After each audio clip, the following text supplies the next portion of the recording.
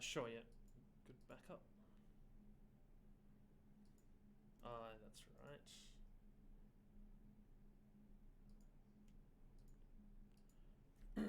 So, we can look at some Australian stadium roofs, and I'm quite biased towards Cox, so we can look at a lot of Cox stadiums. Actually, we can look at them via Open Asset. That means we've got some good pictures.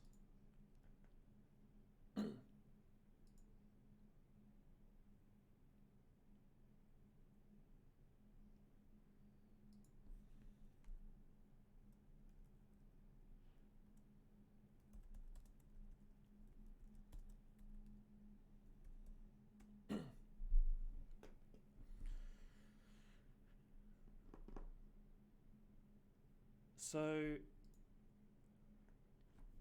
I'm currently working on Sydney Football Stadium, not this one. This is the one that got knocked down. But as you can, but the one that got knocked down is actually doing something a little bit different to what I think we'll see with the other stadiums. The critical thing here is, if I just zoom in, you can see there is very little structure shown on the underside of this roof. So the inside of the roof is almost basically flush, and then if we zoom out, we can make out these beams that have backstays. So what's happening here is there's like a truss. Basically it's a Warren truss with supports, and the supports basically extend out and cantilever to make the roof.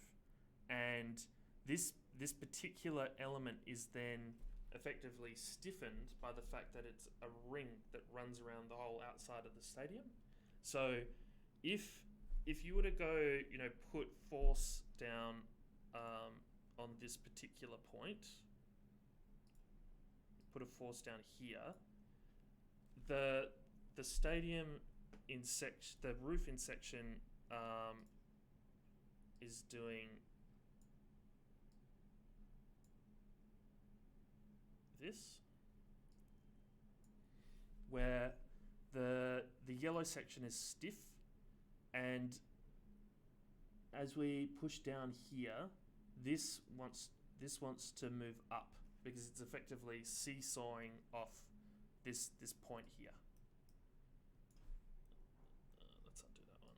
It's seesawing off that point, and as you try to pull this yellow point up, what you're doing is you're actually trying to take that truss that's been braced in a triangular way and try and twist it. And because it's braced the way it is, it doesn't want to twist. These rods, which are very much just cables, they don't want to get any longer than what they are, and they're allowed to act in a non-bending moment environment. So they're allowed to twist. So they're only in tension. They're not bending. They don't want to increase in length, and as that thing tries to pull down on that ring, the ring just, its stiffness and the shape that it wants to be in just prevents it from falling. So that's why this particular member is just one big beam that is able to just extend for the distance that it is, and it doesn't have a giant backspan, because I can take something like this TV remote and I can put a backspan on it and it will extend out. But the instant that backspan becomes quite small, just the idea of balance stops, makes it fall. So that's what's happening there. There's this ring that is preventing all of those beams from falling in on themselves. And then if we have a look over here, as the roof starts to get to a certain length, the backspan, that stiffening ring isn't strong enough to stop the beam from sagging. So as the beam cantilevers out, it's going to sag. And so what they've done is they've supplied, I'm going to stop annotating. They've basically provided some masts, and those masts have a bunch of cable style rods that come out and pick up various points along that roof to help stop that beam from sagging. And they're usually being placed, you can see here, pretty much in thirds along each of those sections. So, there's roughly 1/3, there's 1/3, and there's 1/3. And you can also see that this stiffening ring becomes a lot thicker and therefore stiffer as the roof needs to cantilever further and further. Can everyone kind of make out, that particular structural solution that's allowing this particular stadium to work? Does anyone have any questions about this particular roof?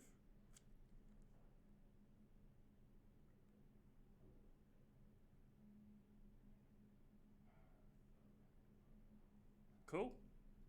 So, look, if I was going to build this thing in Karumba for this assignment, what I would be doing is see where these points, see how there's like a column here, and we can see it in the back there. There's a column that comes down to the bowl.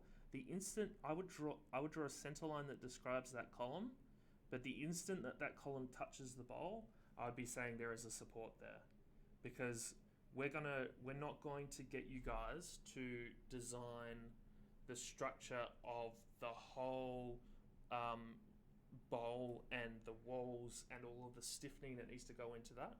All we're doing is we're saying, okay, as long as we're touching the bowl, that's a support. Anywhere that you can touch the bowl is a support. And we'll maybe talk about support, a different type of support, in another stadium in a bit.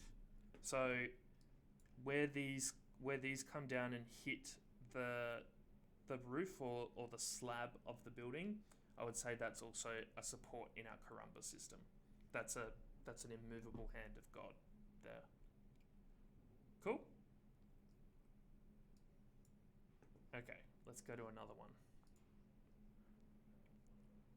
I don't want to talk too much about the current SFS, but let's go Adelaide Oval.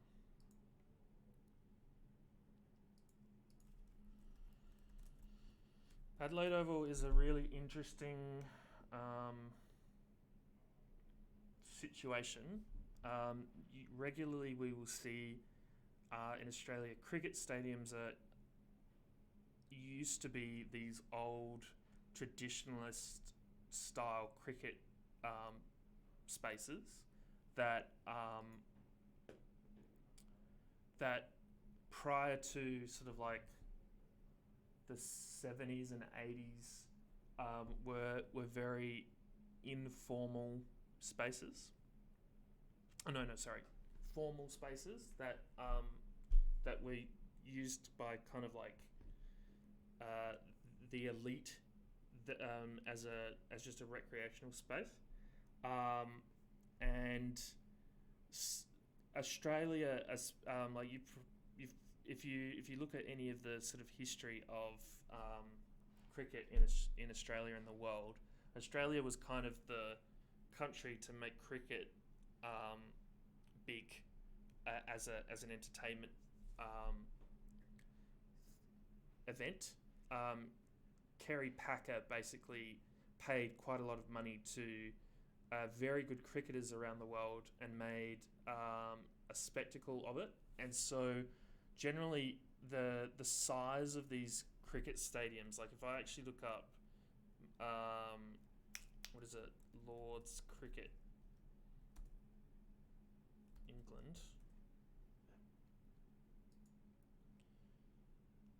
they're generally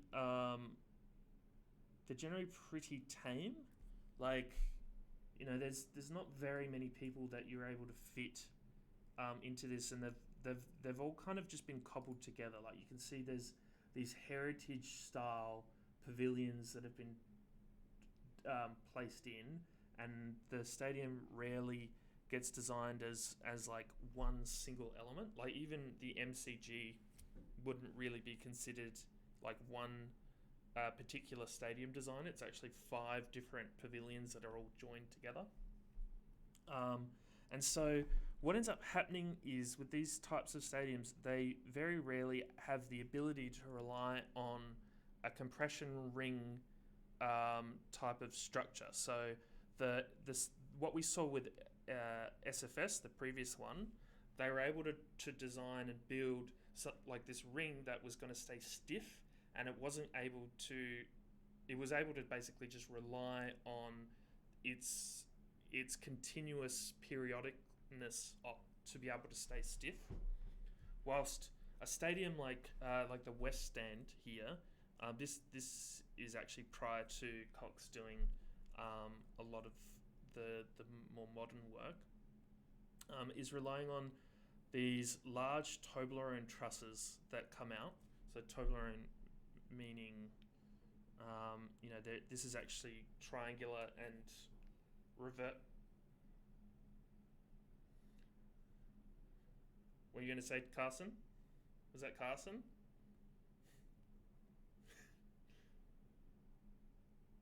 Okay, whatever. So it's like a reverse Toblerone in a way. Like, it's flat on the top and it's coming triangular in the center here. That becomes this really nice stiff element that you can see is braced, and it comes down to these huge columns that run through the building. And then from that, and you can see here the steel's absolutely humongous. Like, look at that dude's head. That dude's head's kind of near that steel, right? That steel's bigger than someone's head. So it's pretty large. And then once they've got the sort of like typical, brute force structure in place, they've then used a shell structure which can be a lot thinner and lighter, and they've used a digrid system there to span from each of those huge trusses. And so in another stadium where you might see truss lining, like truss next to truss next to truss next to truss, which is an incredibly cheap solution from a construction perspective, this one allows a stiff structural element to basically sit on top of these primary structural trusses and keep them up. And they have to basically rely on each particular element to work by itself. So this has to work by itself, and this has to work by itself, and then that shell can just sit on those 2 elements that don't care about each other. This one doesn't matter if this one exists. And that basically means that this particular truss at the end, it doesn't have to rely on the next truss to stay up. But so that's generally why you look here at the back, you can see there's all of these very, very complex stiffening elements. Like, there's columns coming down here, and then they're back bracing, and they're also relying on these are props that are holding up and rakers that are holding up the bowl, and that bowl is stiffened as well, and they're relying on the curvature of the bowl to be stiff to be able to keep that whole thing from falling forwards. So there's a lot of this particular complex structure. You guys don't need to worry about that. I'm only interested in sort of what's happening from touching the bowl outwards. You can assume the bowl's stiff, but all throughout that as well, just to consider the complexity of this exercise. You can see that weird sort of like doorstop shaped element. Can anyone have a guess at what that might be?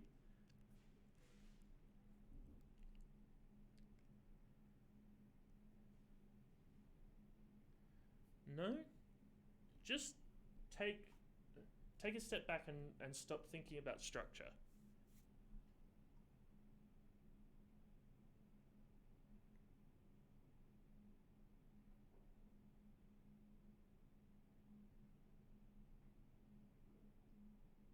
Yeah, it's a sump.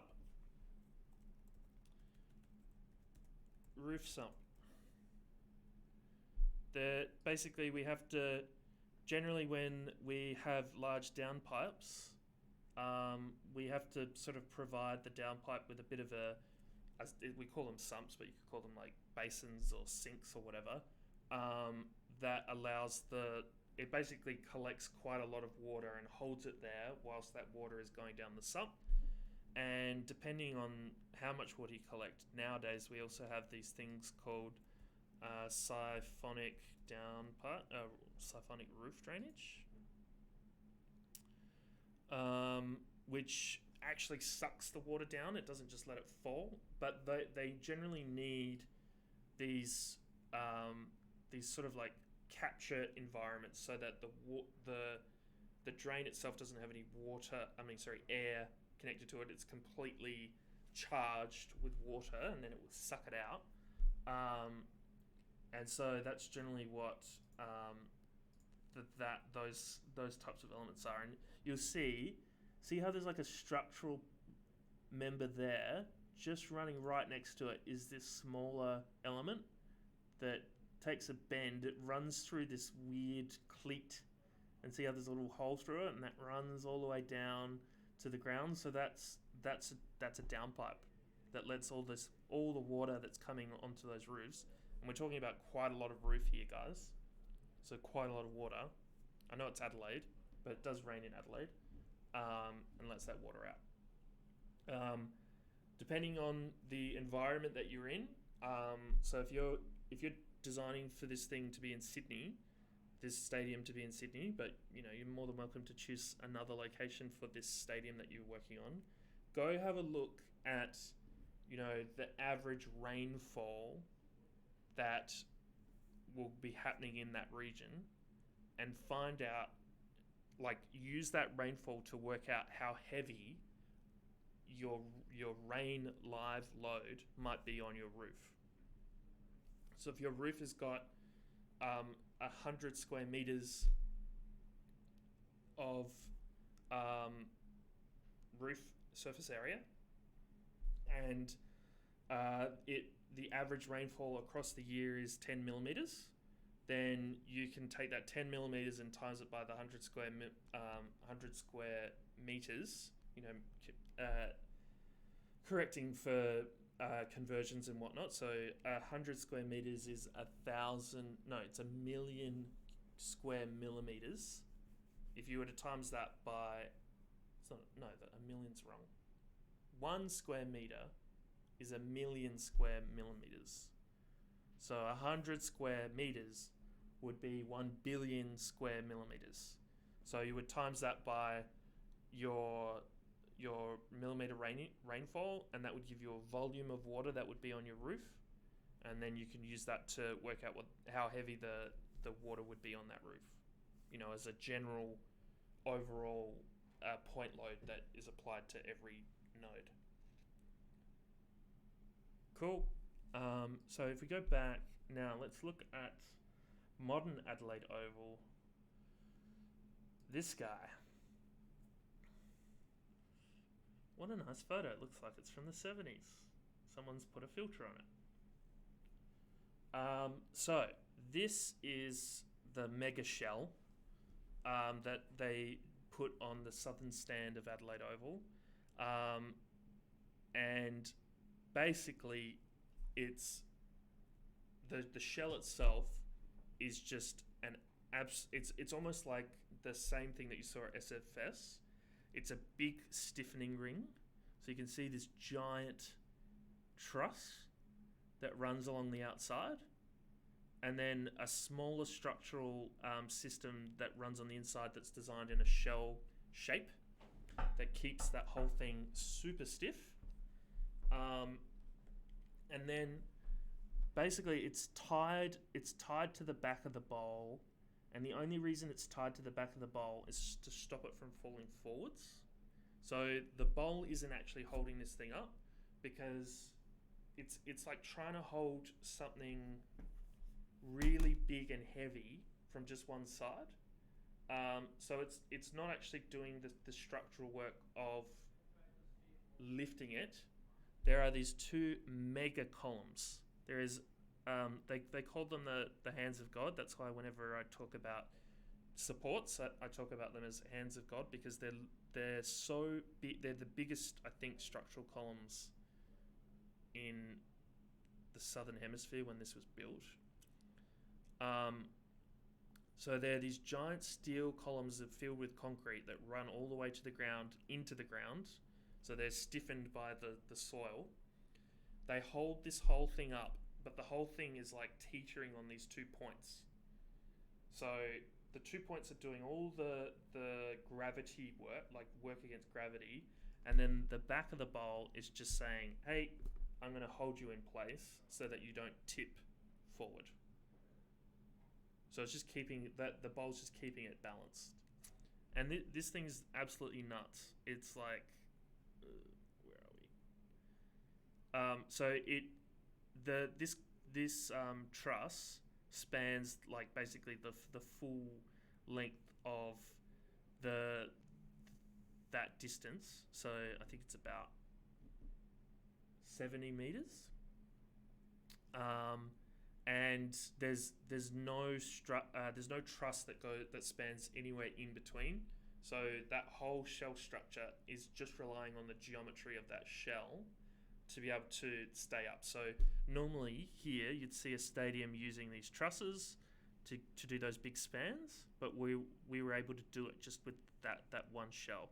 And this is proof that geometry can win against brute force, and like a smart geometric solution is actually going to give you a lighter steel structure. This roof is way lighter than these roofs. It's just more expensive to put together, basically, because you've got to build all these scaffold systems and put them in place.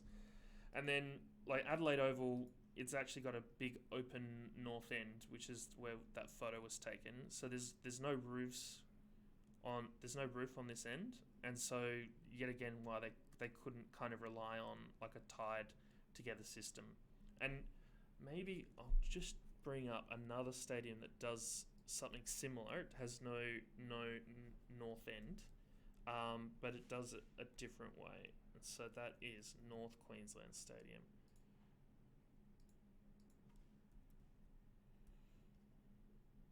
Yeah.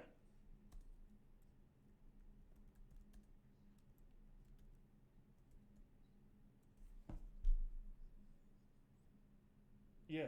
Yes. Yeah. They have. It's changed. Because there are. Look, I'll show you another stadium. After this one, it's not it's an arena. It's changed because there's been.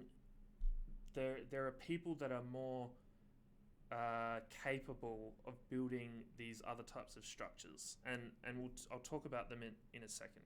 So this is North Queensland Stadium. You can see it's also open on the north.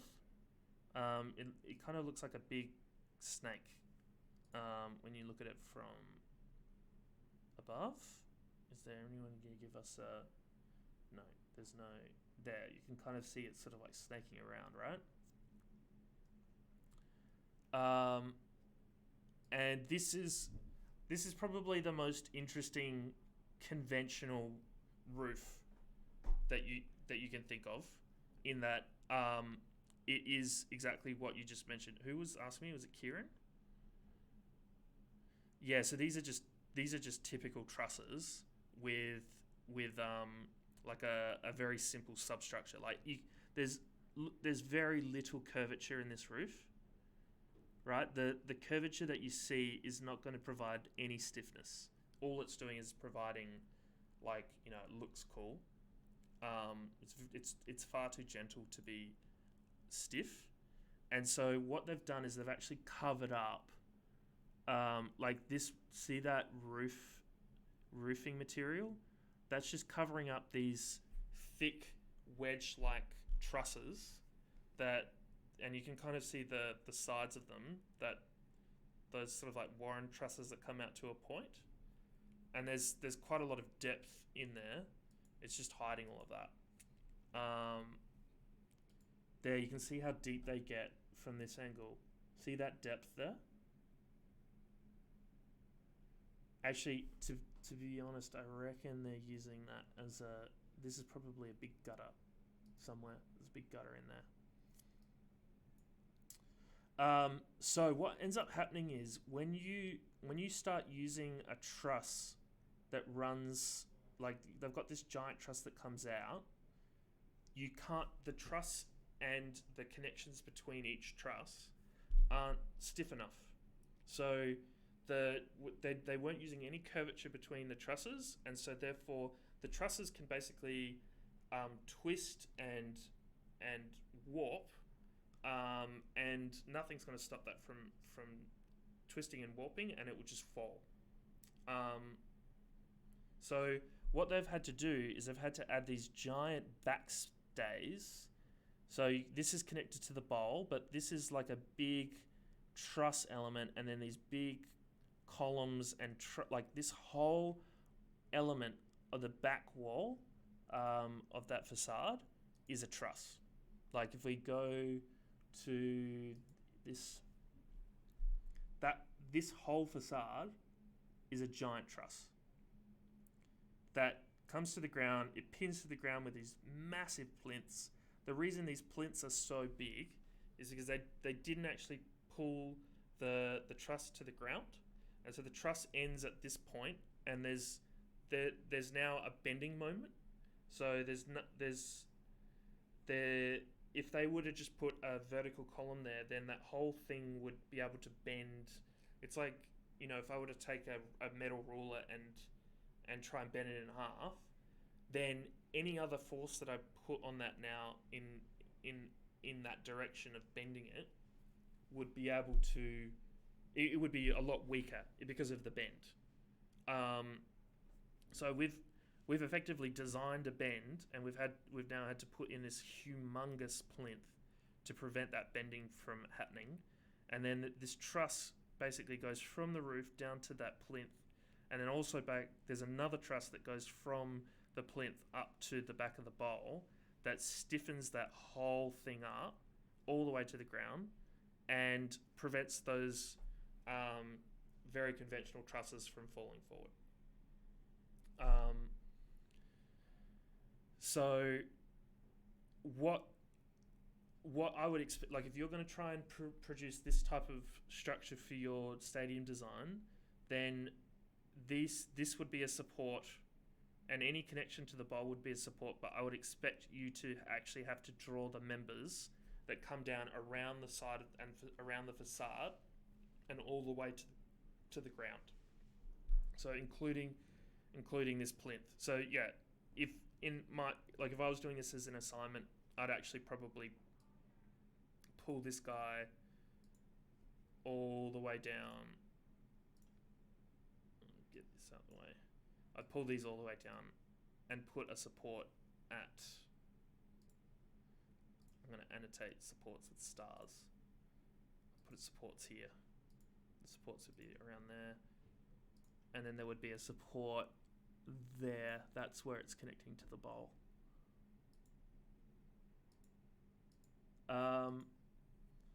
Cool. Does anyone have any questions about this North Queensland Stadium solution?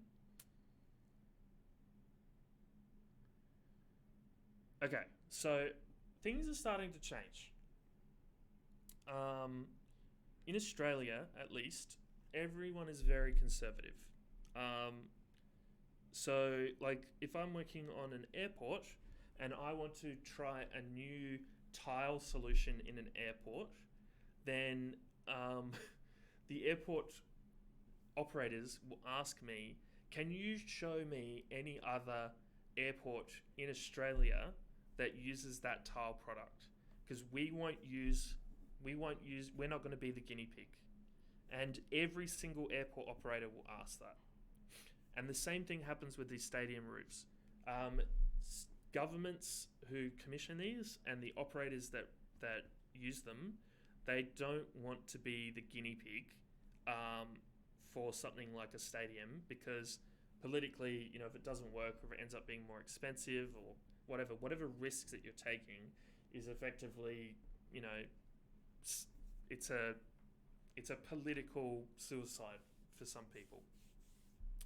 But we had a rare unicorn happen for us in Australia those last few years, which was that they needed to redesign Ken Roswell Arena, which is a tennis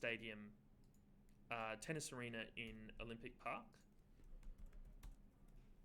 They had a very short time span to complete it, and so the arena itself, the roof is new, but the arena is predominantly what used to be there, and they were trying to hold, I believe it was the ATP Cup and various other events, and those events wouldn't come to this stadium unless there was a roof, and they had a year to build this roof, which is not a very long time to build any form of arena roof. And so this very experimental method of providing a roof structure, and when I say experimental, it's been done in other places in the world plenty of times in much larger spans. It just hasn't been done in Australia. We had to do this. There was no way of doing this roof unless we did it this particular way. And what you if you just have a look really quickly at this, you can't, this particular element here, if I zoom into that looks like something thick and structural, but it's actually just some fabric ties. There's not a single, or there is.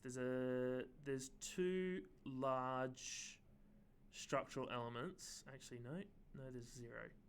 Good, excellent.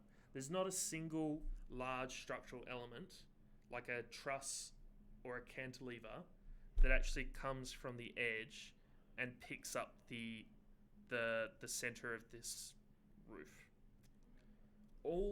This roof is effectively a drum. So what we've actually done is we've basically taken some fabric and we've stretched it very, very tightly across the space, and that tautness is effectively what's holding the whole thing up. Is this the type of thing you're asking about, Kieran? Okay. So look, I'll talk about how Ken Roswell Arena's working in a moment. I'll just show you some examples of it working elsewhere in the world.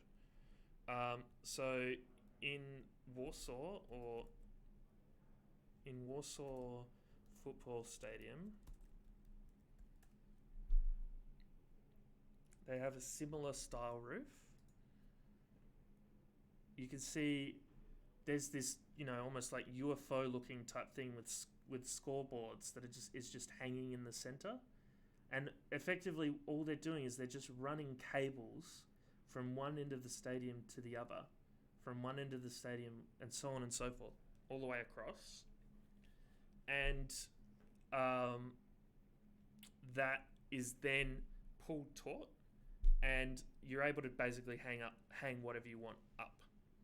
So the thing is, they've got a few masts with tensile cable stays running through it just to help hold it up a little bit, because what ends up happening is you can't actually pull fabric any type of fabric that we think of, like, you know, the way it kind of explained a drum. If you pull a drum fabric too tautly, what ends up happening is it just begins to tear. And so the fabric for this particular roof, you can see it's not actually taut. You know, it's kind of just sort of, it's been pulled taut over these sort of like arcing structures. But it's actually all the cables, the cable net that this thing's actually doing the structural work. But you then put quite a lot of work onto the actual bowl. So this particular bowl is now getting pulled in on itself, as well as being you know, pulled down by gravity. And also you can see this particular structure there's a ring with steel elements running through. Like, you can see that steel ring there, and then there's kind of like it's almost like a ring truss. That is stopping this whole thing from just getting pulled apart from the center. So this ring is getting pulled outwards, and the ring on the outside is getting pulled in, and the ring outside would be referred to normally as a compression ring, and the ring on the inside would be called a tension ring. And you'll see there's these various steel rods running vertically dotted all around, which are effectively providing some stiffening style tensile trusses that run from the outside to the in. So there's you can see that cable there. The cable's picked up by that rod, and that rod is kind of connected to a cable that's running along there. And so it's actually, not just a drum, it's a bunch of wire trusses that are being pulled taut. And those wire trusses are doing the work to try and prevent this thing from just ripping itself apart. So these types of roofs don't work unless the stadium edge is flat. So you can see here, we've got our arena edge. The arena itself was flat from the beginning, and so we were able to basically rely on how it was designed from the beginning to be able to provide this roof. If it was doing a saddle bowl similar to what SFS was doing, then we'd have even more forces to deal with. Like, we'd have to stiffen the edge up so much, it would just be completely pointless. So hang on, let me see if I can get a photo from the outside. Here we go. So the addition to what we had also done was adding this stiffening rod. So this particular large truss ring, that's the thing that's stopping that whole stadium roof from like pulling itself in on itself. So that's stiffening that whole thing up. Yeah, I was right. It was the ATP Cup. And so, if I go back to the Warsaw Stadium, you'll notice the Warsaw Stadium, even like someone's actually designed it to be a little bit of a saddle bowl. You see how it kind of cuts in at the corners on the edges there? But this compression ring roof has to be flat. So it's maintaining this elevational datum all the way around, and you've got these columns coming down that then connect it to the bowl. Now,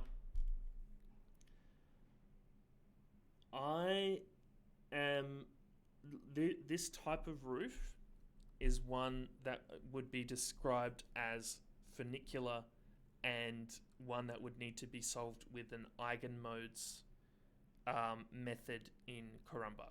Because what's actually happening is we're not actually designing a stiff static roof.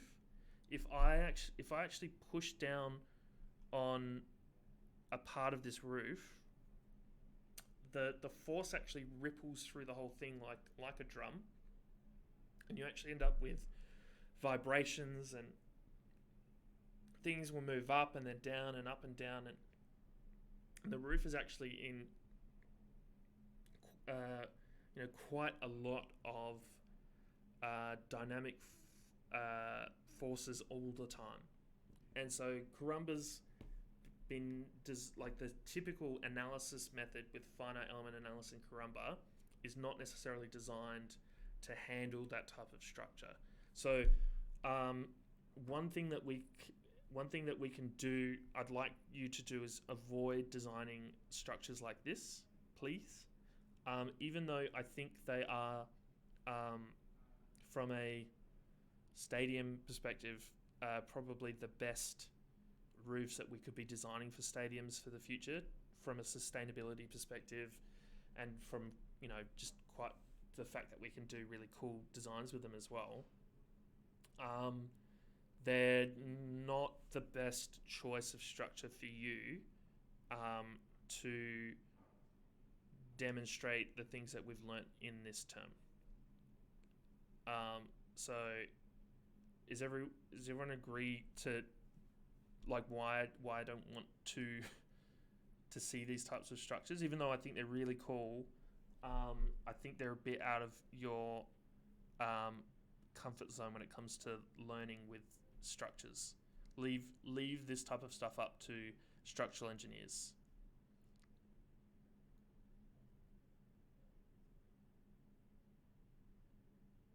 Cool. I'm going to assume it's... Oh, Kieran's giving me a thumb up. I'm going to assume silence from everyone else means they understand. Okay, now, there is a few others that I can talk about. There's the mega trusses. So nearby, Stadium Australia, there is ANZ Stadium, which was where we held the 2000 Olympics. So an athletics field is generally the largest field size that a stadium will have to accommodate for. The roof is very, very large, and you can see the way they've solved that is basically by making these mega trusses that go from one side of the stadium to the other. They basically, these trusses help support this saddle shell, which is actually quite a light structure on the inside. It's a light, what's the word? Space frame. So these are all, you know the Adelaide Oval shell. If you take that shell and just give it a little bit of depth, make every single diagrid a truss in. So it's like it basically takes that whole 3D element and gives it some depth as well. That's what's happening between those mega trusses and the back of the bowl. And you've also got these extra mega trusses that go from one end of the bowl to the other. So there's two that run lengthways, and then there's two others that run on the north and south ends. And it works. It lets you do these humongous spans. It's just, from my opinion, a bit crude. It's big. It's effectively allowed them to do these types of putting in these big north and south stands that go beyond the roof that isn't roofed, and also there's the potential that one day we could actually run like an operable roof over this thing, but it's a bit too much. I think there are better ways there are more efficient ways to roof a stadium. But you can see it's still relying on this type of stiffening ring because of the saddle bowl. So once you've got that curvature there and you start making that stiffening ring that goes all the way around, it's almost like they learnt a little thing from Philip Cox working on SFS. That doesn't want to twist, and so that ring is effectively stopping that whole thing from falling in on itself because it doesn't want to twist out of shape.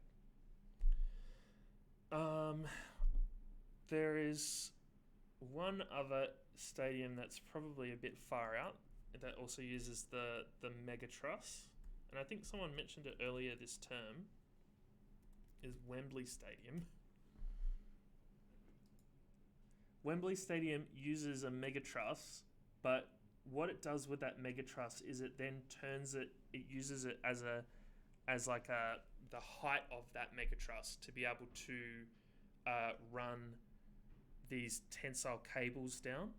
And so the cables, because the truss is going a lot taller than what the ANZ Stadium truss is doing, it's able to rely on the geometry of that curvature a lot better. So it's not, like, even though it's probably spanning just as far, actually this is not, it's not an Olympic stadium, this is a football stadium. So it probably isn't spanning as far. So the curvature of going higher actually means that truss doesn't have to work as hard structurally, because the gravity is using that arch motion. Gravity as it travels down that arch motion is going into these plinths. Do you see that plinth? That plinth is barely anything compared to the plinths that we had on ANZ Stadium. Actually, it looks like it's practically a pin joint. So you can see we've got these giant concrete plinths at the end of these trusses that, as gravity's pushing down on the truss doesn't just want to go down, it also wants to push outwards. And so we've got these big concrete plinths to stop that force from pushing outwards. And yet they don't need to provide as much lateral support pushing outwards for this Wembley Stadium arch, because the arch is designed in a way so that as the force comes down, it is pushing more downwards than it is pushing outwards. And then that allows for that stadium to work, have a much lighter roof structure there. This has, by the way, this particular arch, this stadium's operable. I believe there are these elements that slide over and close the whole thing up, but it has nothing to do with the arch. It's all to do with rails and motors that run these roof elements over. Once those are in place, this arch has to work a lot harder to hold that whole thing up. So it's actually doing a significant amount of work there. Will, do you have any examples that might be interesting?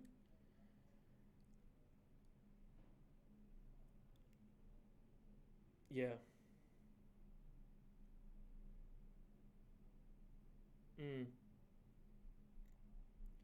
Wembley Stadium. Look, also, please, avoid thinking about, operable roofs. And I know now that I've said there's an operable roof on Wembley, I know a few of you are like, oh, maybe I'll put an operable roof on mine. Avoid it. Completely avoid it.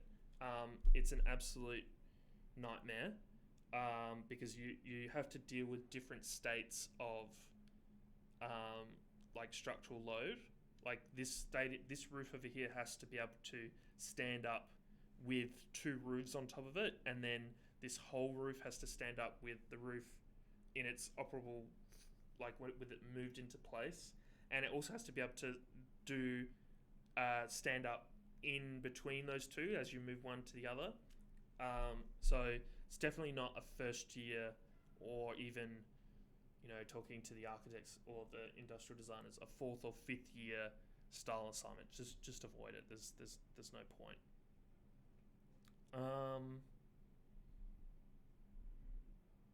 So we've talked about suspension structures, as in putting masts in. You saw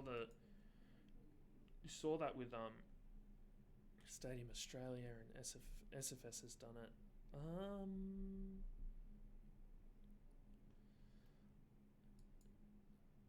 North Queensland Stadium basically did the typical truss and and bringing that back to the ground. Yeah, and then there's there's one more. It's another Cox one. This one's really this is a cool stadium. I wish I worked on it.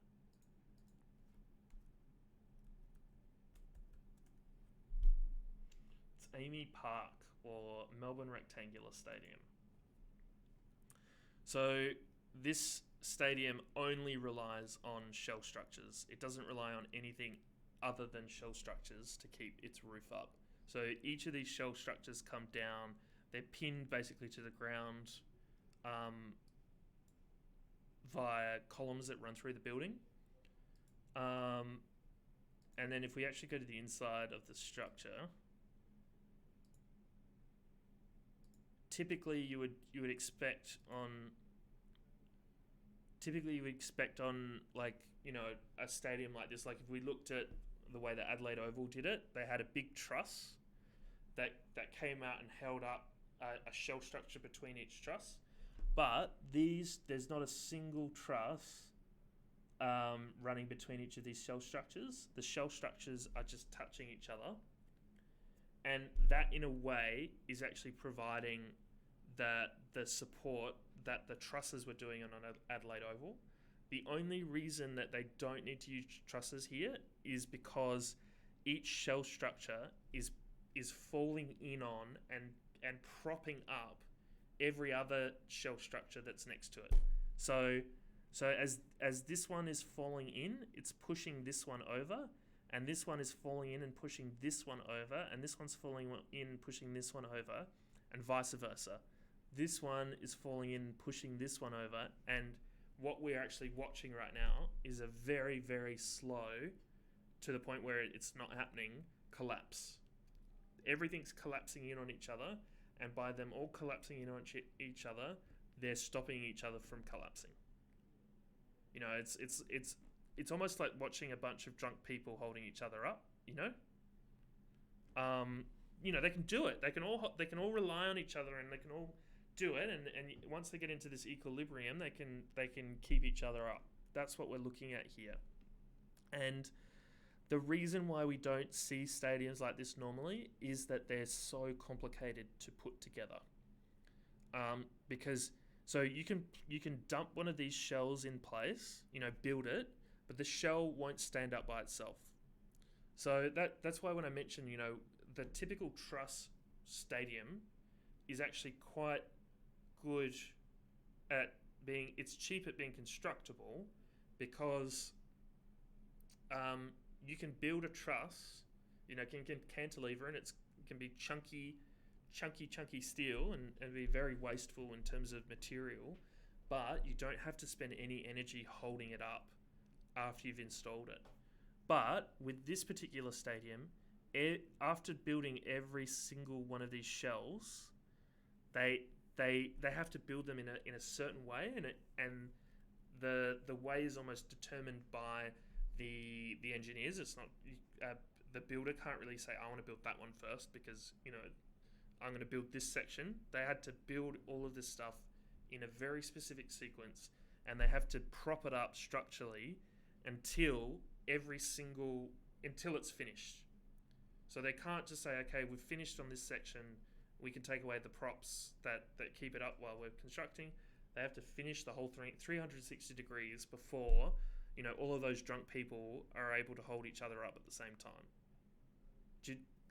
Does that analogy work?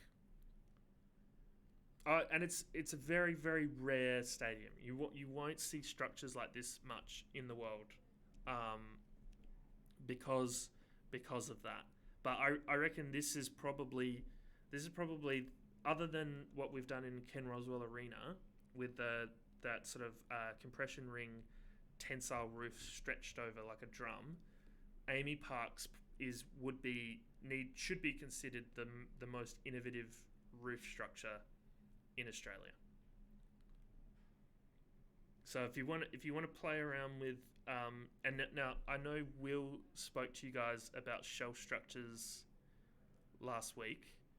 These are not shell concrete structures.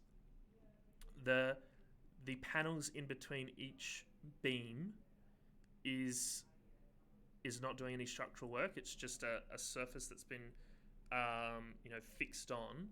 So we were able to actually achieve a shell with just some beams running in a specific geometry. So the stuff that Will spoke about last week, it should only really be used on a stadium design if you are really planning on getting a solid piece of concrete and dumping that concrete on down as a roof, a shell roof, which is not very realistic. You can see these guys here.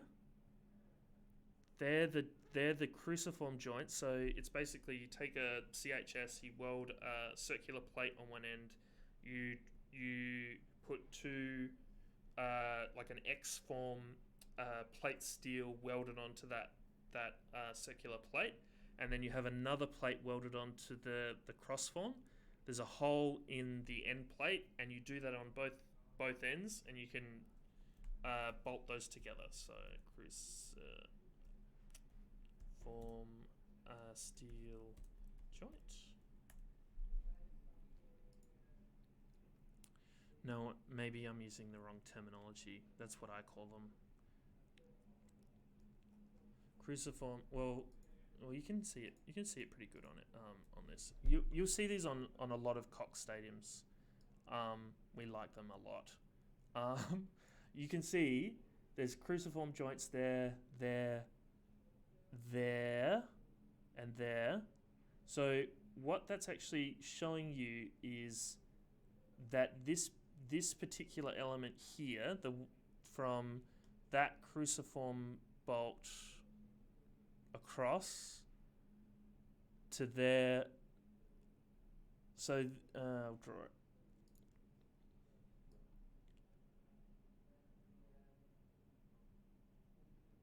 That section there was a piece that was trucked in.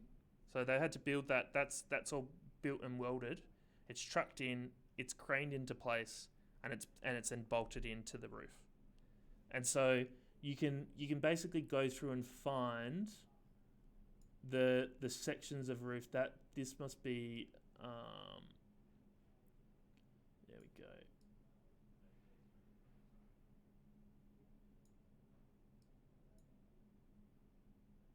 You can start seeing all these sections of roof that they start putting in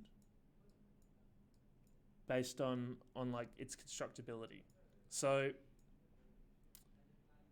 that's why even though I've got Will to talk to you about shell forms, the reason I got him to do that is because it is relevant for smaller buildings. And when I say smaller buildings, I'm talking about like chairs and tables and products. Like, we can look at this particular microphone element here that's made of, it feels like it's made of steel or aluminium, and it's been bent and it's been formed into a shape that would be considered a shell structure. It would be very hard to analyze this particular element as a beam because it's got geometry, it's plastic geometry to it. We rarely see those shell structures for stadiums because they're just too difficult to build in place. The stadium has to be so large, and usually shell structures have to be so large. Candela did it, but there's not very many Candela buildings that are still, kept fresh. So if you're going to do anything with shells, do it with beams. Don't do it with those shell structures, okay? Cool.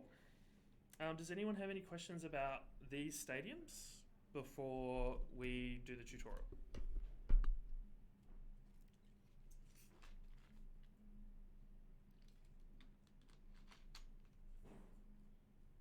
No?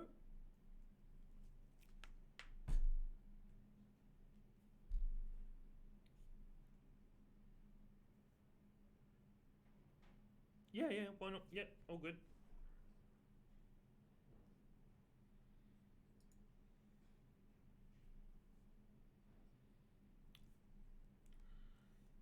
Yeah, garden blah blah blah blah blah.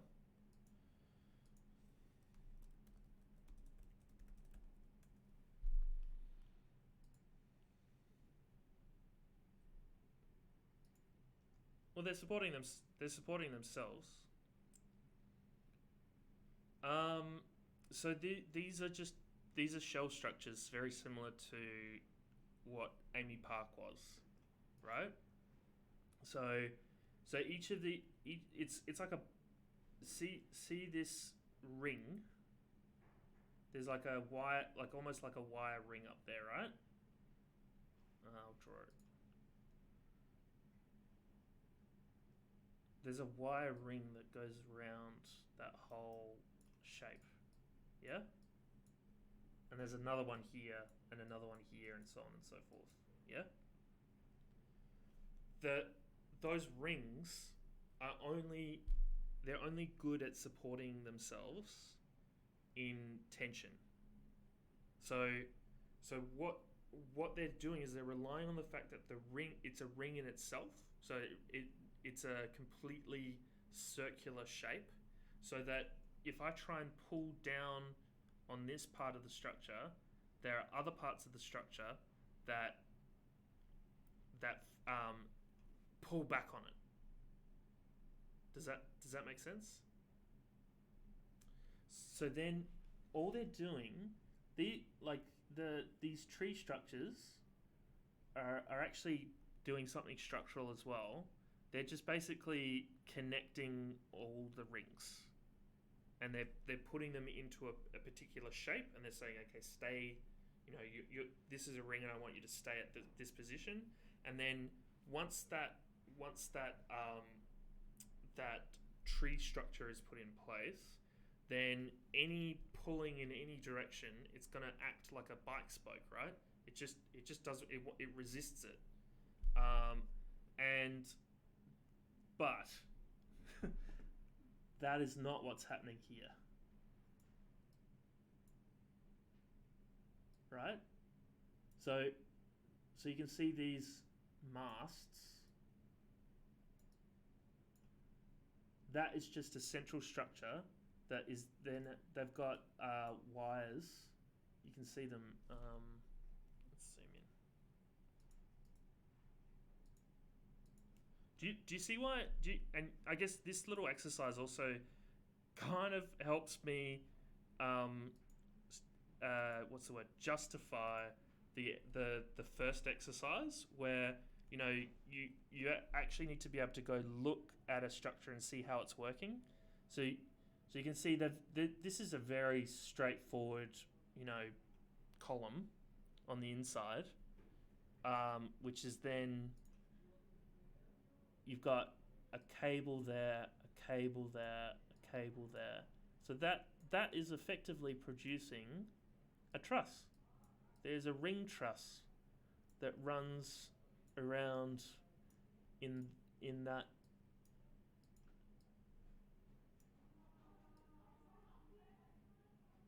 through there, which is then also providing a little bit more stiffness than what these little wires can do. Yeah. And it's there's some amazing things that people are doing with tensile structures. Like as long as you're relying on geometry to you can get get cables to do quite a lot of stuff, and yet again, please, this is just me showing you something that's cool. This next thing that I'll show you, Karumba's going to have a hard time solving it. There are also these tensegrity structures, which are relying on the way cables and rods work. So, like, you might have seen these sort of like anti-gravity structures recently on YouTube. They've been quite popular recently with people making them out of Lego and stuff. Has anyone seen something like this recently?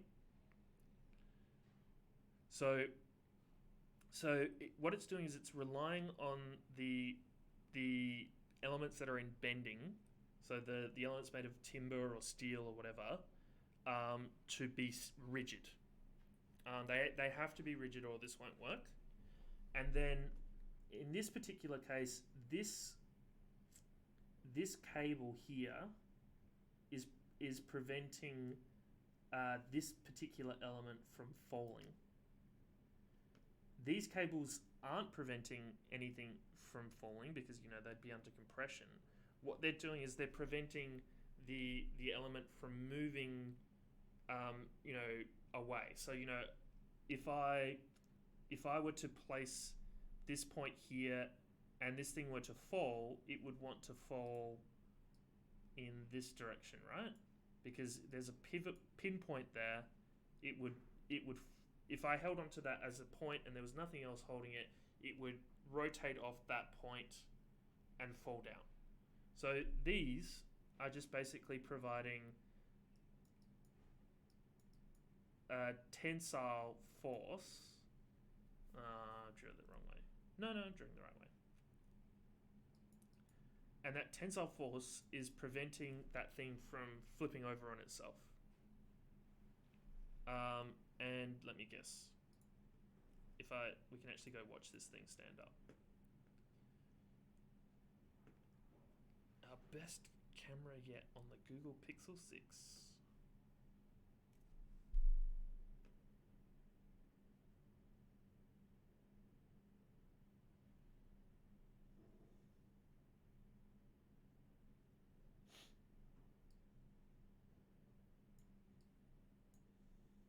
So once they've got it in the right position, now by the way, if you put a force on this in the wrong direction, it will fail. So once they've got it in the right position, you could actually prevent that particular thing from failing by putting more cables in place once it's in this position. But that looks absolutely nuts. But it's actually just relying on all the structural. Yeah, this guy's being very careful with this. See, you can't.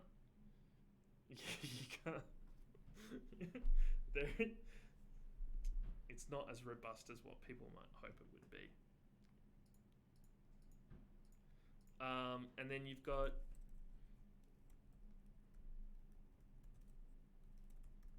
there are these other ways of doing it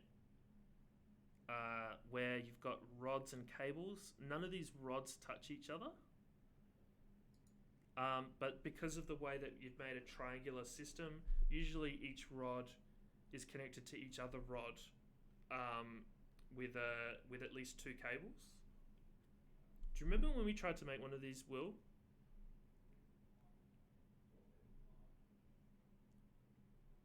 No, I mean when you and Tony and I tried to make it in class. I would have loved to have one of these little kits. So you can see this guy's actually doing a really cool job of explaining it, I'm sure. But that is now a stiff element, even though those two rods aren't actually fixed together. He's going to get it to a point where, actually, this is probably the best video I've seen explaining tensegrity, where you actually get to see someone building it. You very rarely get to see people building them. This is very cool. There we go. So when these structures start to actually get loads put on them, they start to get pulled apart. So these two rods, the cables stretch, and those two rods get pulled apart. I might as well just put his audio on.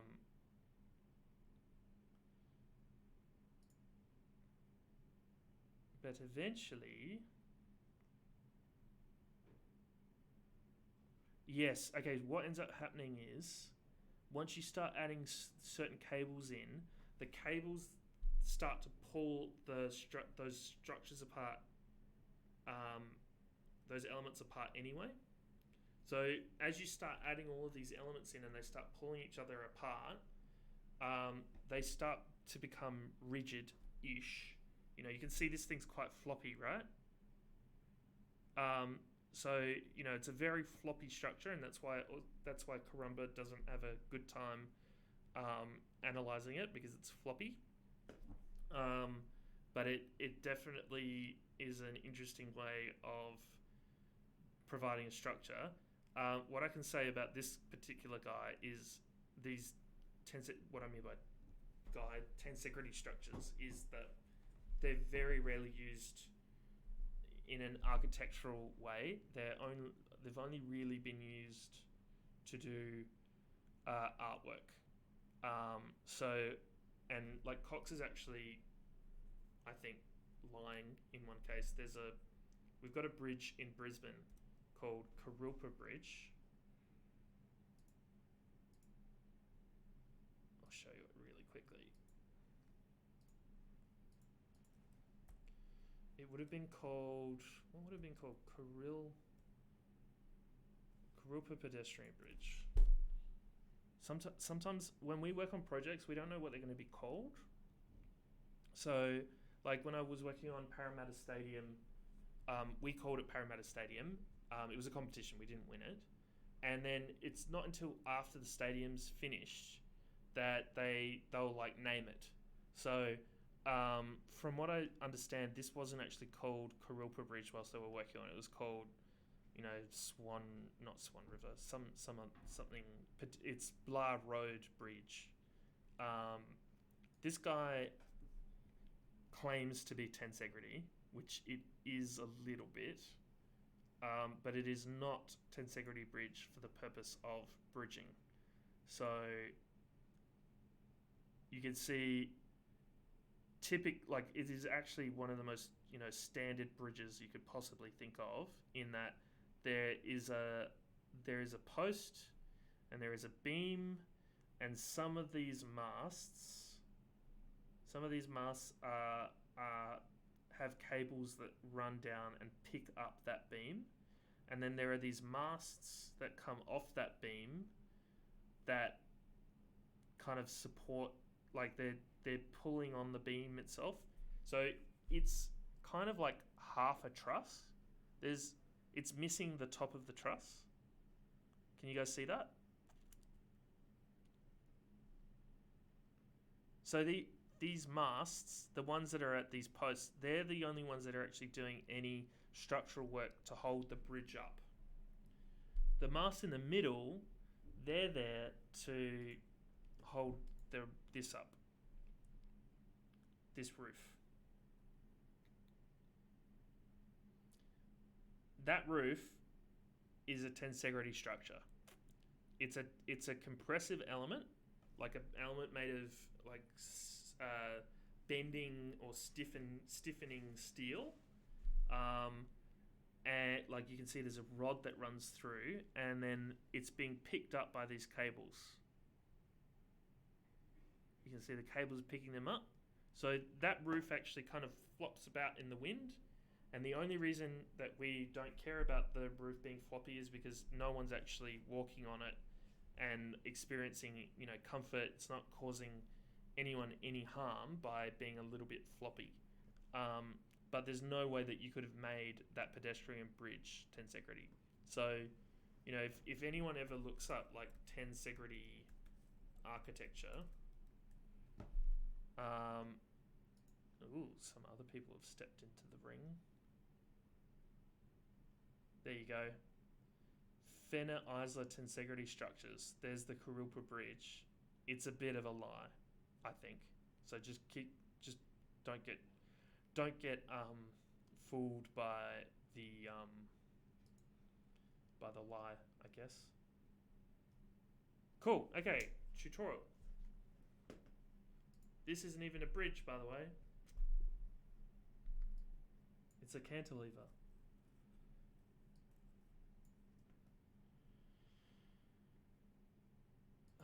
Okay. Tutorial.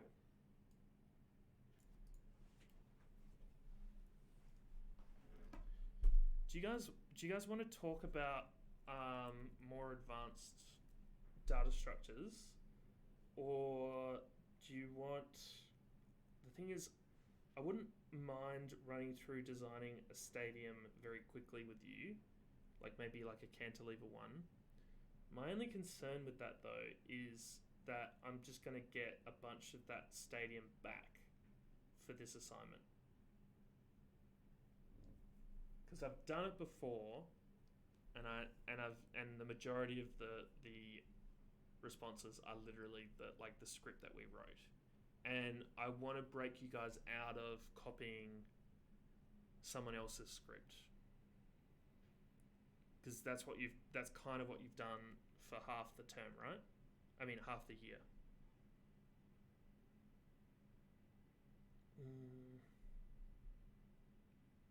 So, look, we did go through this exercise, though. Remember we made a truss.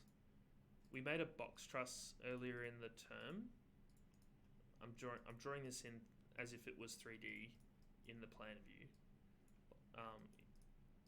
We made this type of box truss, remember? And it did this. Do you guys remember that? Oop. I've done an MC Escher. Oh no, I haven't. No, I haven't. Does anyone remember that? Just I need someone to tell me that, or otherwise I feel like okay, good. Yeah, what we did was we said, hey, here's a script that does a diagrid. Hey, you can also use that to make a box truss. Do you remember? Cool. That is actually the majority of the script that we would probably have written if we were going to do a truss stadium roof. So if you want to do a cantilever style roof, then go back to that. That's a really useful one. But I promised you guys that we would talk about advanced tree manipulation. So let's talk about it, or at least because it is quite important for doing things like this, like stadiums.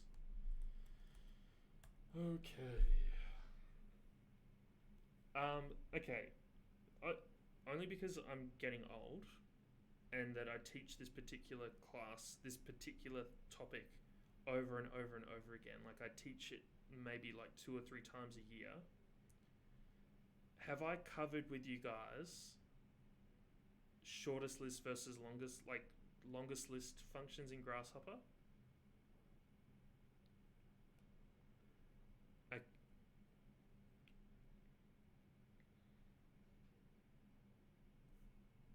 Yep. Good. I feel like I covered it. In that, I spoke about the fact that branches do the same things, right? Like if I have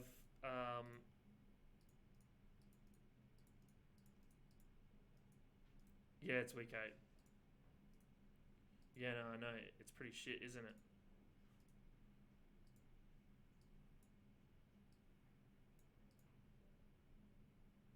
What? Why is that?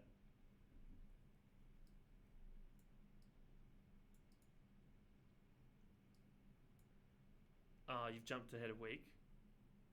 It's because you had a week off.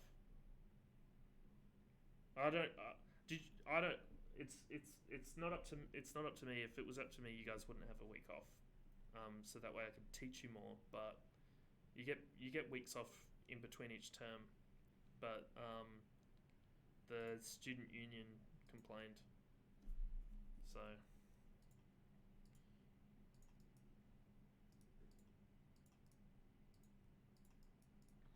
Yep. Cool. Yep. Look, I'll let you know if you start, Dopplering or anything like that. If you happen to jump to the next time loop, okay? Cool. Okay. So, if we had 2 lists and one list is longer than the other, Grasshopper repeats the shortest list. So in this case, with these 2 lists, it's going to repeat this item, and so that item would then get connected to to this point over here. And it does the same thing with branches. I'm going to delete this guy because it defeats the purpose of this exercise. So if we've got one branch longer than the other, then one branch list longer than the other, then it repeats. So this branch would repeat, and we would then get this branch connecting to this branch. Cool? So, branches. Branches, branches, branches. I've actually got a script, I think, that would help. Branches.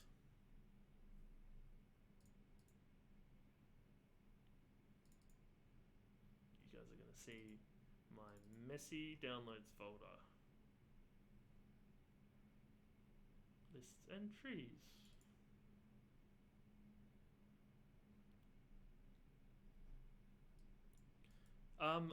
Also, look, this script's really cool. I'm gonna send it to you guys because it's effectively, this is what I've set up to do a lecture that explains everything, but we've actually covered quite a lot. So you guys understand lists as lists. It's pretty straightforward. You know, if you've got a list of points, bloop, bloop. Sorry, I'm going to minimize this. Excellent. If you've got a list of points, we can think of lists as just, you know, in order 0, 1, 2, 3, 4. And I've also spoken to you guys about lists as loops, right? Where the items in a list, how did I set this up? The items in this list, for example, go from 0, 1, 2, 3, 4, 5. Like I've set this up similar to a clock. So they go, normally things go anti-clockwise in Grasshopper. Or in maths in general, and then, so as I step up, as I add 1 to my indexes, I go anti-clockwise. If I am at 3 and I subtract 1, and I keep subtracting until I get to 0, I can subtract 1. But once I get to 0 and I subtract 1 again, we would get -1.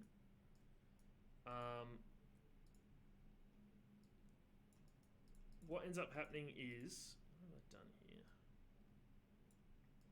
Let me turn that off. It's this one. What I've done here, as you get from 0 to, as I go up 1, 2, 3, adding 1, as I go -1, -2, -3, it effectively just loops back on itself. So lists can be understood as loops. And so you can get the last item of the list by using -1 as the index, for example. I've explained that. You guys all know that, right? I don't need to re-clarify that. We've spoken already about list interactions. So if you've got a large list versus a short list, the larger list is going to repeat itself the shorter list is going to repeat itself until it is the same as the larger list. Okay, that's just some graphical. It's just showing graphically zeros connecting to 0, 1 to 1, 2 to 1, 3 to 1, 4 to 1, 5 to 1. And then when we talk about branches, okay, this is where the script gets a little bit cool. There we go. Branches, when one branch system is longer than the other, the branch system is going to repeat itself. We've covered that. And we have spoken about bending the rules, right? We've spoken about using things like longest list, shortest list, cross-references, and graph trees. I'm sorry I can't remember 2 weeks ago. It's just I've taught this too many times that it's become an amorphous blob. Have I spoken to you guys about shortest list or cross-reference? Or does someone who's not confident with them want me to explain them now? Okay. Okay. So Grasshopper uses it does it repeats the shortest list until it gets to the longest one. But if you don't want it to do that, so for example, if we've got some points in space, so here we have 1, 2, 3, 4, 5 versus 3, and we don't want it to do the typical thing, which is this. Let's say we want it to actually repeat the first item rather than the last one. Then we can run it through these components, which you can find here. Okay, don't want to do that. You find them in the sets list section. There's cross-reference, longest list, shortest list. I haven't ever really tried list compare. But yeah, there's a few. Maybe list compare is not actually vanilla Grasshopper. Let's find out. You have to do it like this. Sorry. Yeah, no, it's from Trusses. Okay, yeah, that makes sense. So longest list, shortest list, and cross-reference, they're all functions. Longest list always kind of works the same way as Grasshopper from the beginning. So it starts as repeat last. And so if I turn on that geometry, it's the exact same as just using Grasshopper typically. But you can right-click this and change the way that it interprets the information and changes the data. So you can get it to repeat first. So you can see here this first one in the list of 3 is repeating 2 extra times to be able to finish that list off. You can get it to interpolate, which will repeat in this case, it will repeat the first item 1 extra time, and it will repeat the last item 1 extra time to be able to make the list longer. So it basically tries to equally duplicate all the items until they're finished. So if for example, I increase this first list to 6, then I suspect the middle of those 3 will duplicate. Yep, there it is. Let me turn this off now. So it's doing 2 to 1, 2 to 1, 2 to 1. It also has wrap, which is actually the way that the pattern component, the dispatch component works. So if you put a pattern in here, remember how we put the 0s and 1s into the pattern? Those 0s and 1s, they repeat and they wrap. So they go 0, 1, 0, 1, 0, 1. And so therefore, with this wrapping, it's going back to the beginning. So it's done 0, 1, 2, and then it's gone back to the beginning. So this one here is connecting there, there, and there. And we can also do flip. So what flip does is it hits this guy, then this guy, then this guy, and then it returns back on itself. So this guy, then this guy, then this guy, then this guy. It doesn't repeat these items. So 0, 1, 2, 1, 0, 1, 2, 1. It feels like, similar to like a tennis or table tennis, right? Like returning back on itself. So here we can just quickly check if that's doing what we want. So 0, 1, 2, and then this is connected back to 1, and then this guy is connected back to 0, and then this guy's connected back to 1. Cool. So that's all of these, like those options. We've got shortest list.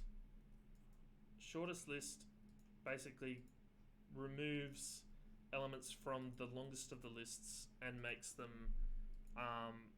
it work. So the defaults to trim end, but you can right click that and get it to trim the start, and you can also get it to do interpolate. I don't think I need to explain too much what's going on there. And then we also have cross-reference. What cross-reference does is very similar to how grafting works. So, typically if I want to draw a line from each of these points to each of these other points, we can do that through the graft component. You can just graft one of the lists, and then bam, we've done a complete cross-reference. But there are points in certain designs and Grasshopper data structures where maybe you just can't get your head around grafting a tree and getting it to work with another tree. You're just too deep in the rat's nest of trees that you just want to do a simple cross-reference that doesn't care about it does it from data tree to data tree, from branch to branch. Then you can use this cross-reference component, and look, it'll produce the exact same result as the graft in this particular case. It does, its default is the diagonal. There are various different types of cross-references. I can talk about each of these, but I don't think they're very relevant to you at the moment. The best thing to do is go look up Grasshopper cross-reference.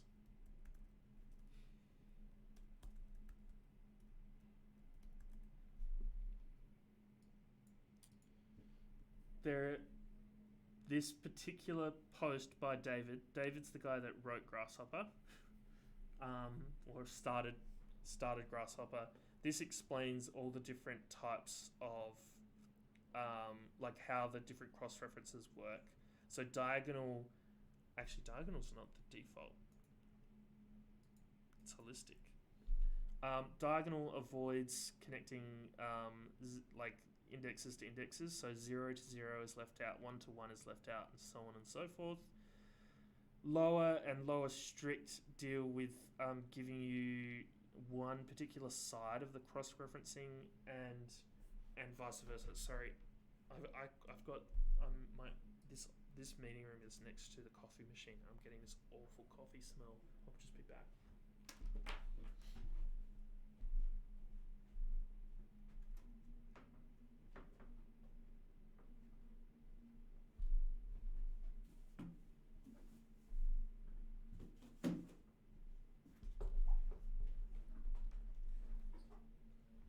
Sorry. Also blasphemous. I don't like coffee. I know. Sorry. To probably everyone here that loves coffee. Survives on it, right? So this is a really good look. If you ever want to need to do any form of cross-referencing, just look up Grasshopper cross-reference. It will tell you everything you need to know.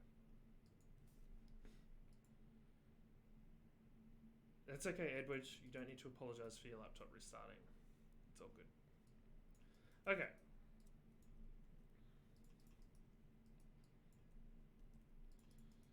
And why did I need to use this? Okay, that was just for the display. Never mind. Okay, so there are exceptions to the rules. I think we've already spoken about certain components are going to graft your trees. Certain components are going to graft your trees, like offset. So typically, as long as the component thinks that it could produce more than one outcome for each individual element, it will graft those elements and produce a branch per element to actually deal with that data. And the same applies with divide curve. So, if I were to use divide curve with this on a flat list. So if I flatten the list going into divide curve is going to produce two branches with the division points spitting out because there's more than one element. There's always the potential that there's going to be more than one element per curve, and so it graphs them. Then also you guys know about dispatch and weave. Dispatch and weave, they don't they use the wrap function similar in that longest list component. If you want the dispatch or weave not to do the wrap, you have to run your data through either the shortest or longest list functions and set them to be something like longest list or interpolate or anything like that, and then plug the data and the patterns into that component and weave to be able to break those rules. And then we've also got functions similar to you've got functions similar to like polyline. So there are functions that rely on the branches to actually work.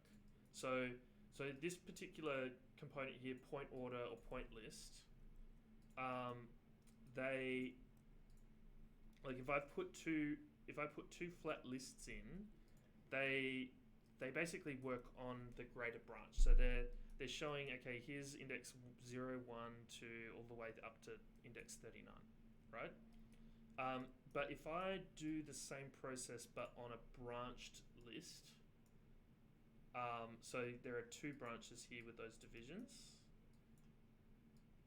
then they ignore the other branches. So they don't connect them. They basically say that's the start of my branch and that's the end, and therefore that's 0 and that's 19, and the same applies with the other one. It's 0 to 19.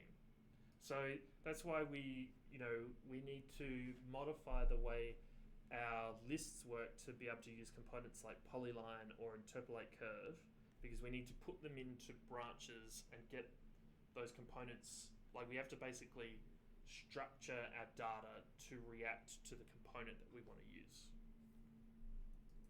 I think we've kind of covered. This is actually, we've covered all of this stuff before from this point.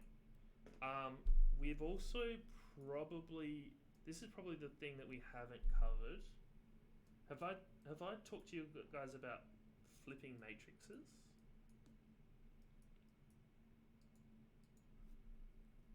At all?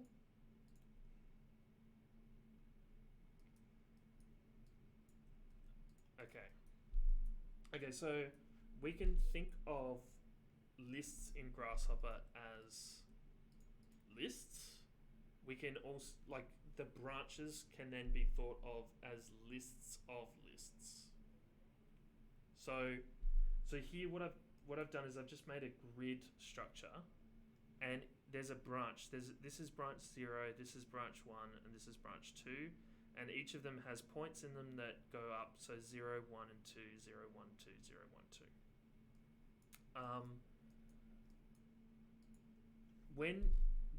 So if you start thinking about your data as a matrix, like a two-dimensional matrix, you can assume with a component like polyline that when we run polyline, that polyline's going to run on the branch, just like we mentioned before. So therefore, polyline's going to draw a line from each particular point to each other particular point. But if we want the data to run the other way, so if we want a line that crosses from 0 to 0 to 0, from 1 to 1 to 1, 2 to 2 to 2, what we can do is we can do that using components like flip matrix. So what flip matrix does is it says, okay, let's look at every index and use the indexes to construct branches. So every 0 index basically sits in a 0 branch, and every 1 index sits in a 1 branch, and so on and so forth. And so by using flip matrix, we can draw the cross braid, like the verticals that make up that particular matrix. That makes sense, right? Now, this matters for drawing things geometrically. So, like, if you want to draw a grid, for example, then from a bunch of points, then you can do it this way. You can do it by flipping the matrix. But like, if you guys remember back to your you guys did the attractor scripts, right?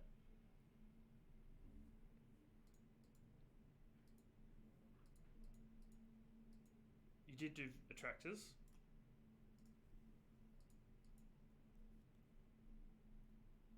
Anyone?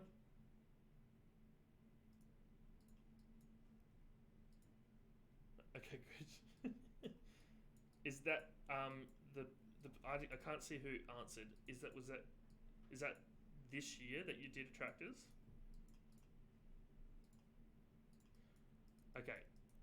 Yeah. So with this is a really very very quick example of attractors. Here I've got a point and I've got a bunch of other points, and I can measure the distance between these two. And I can use that distance to move the points. For example, I'll move them up. There you go. That's half an hour of a tutorial from first term, right? And as I move this point around, it has a particular effect on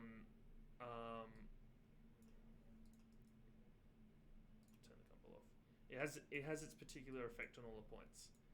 Did you guys end up using 2 attractor points in the same script?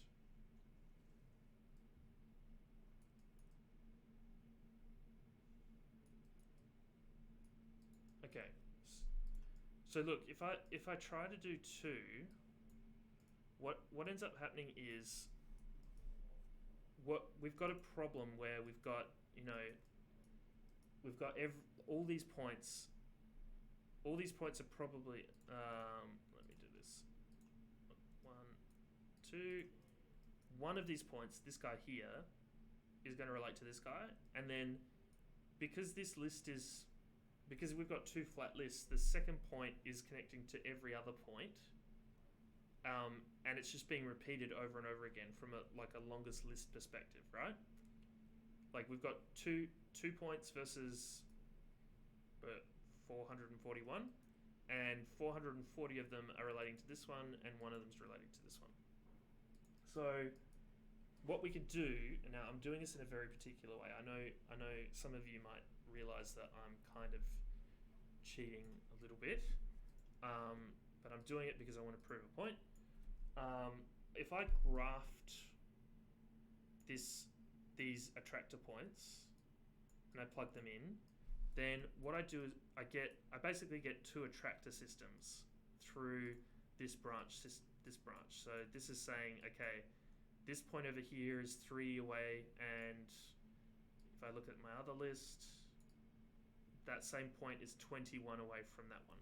And so we're able to do 2 attractor systems and have them just working independently. But if we want to combine those 2 distances into a single attractor system, then what we have to do is somehow compare the first item from the first list against the first item in the second list.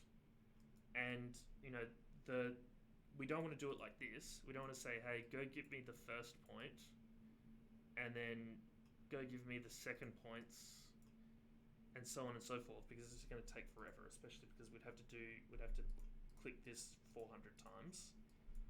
A better way to do that is by using the flip matrix component.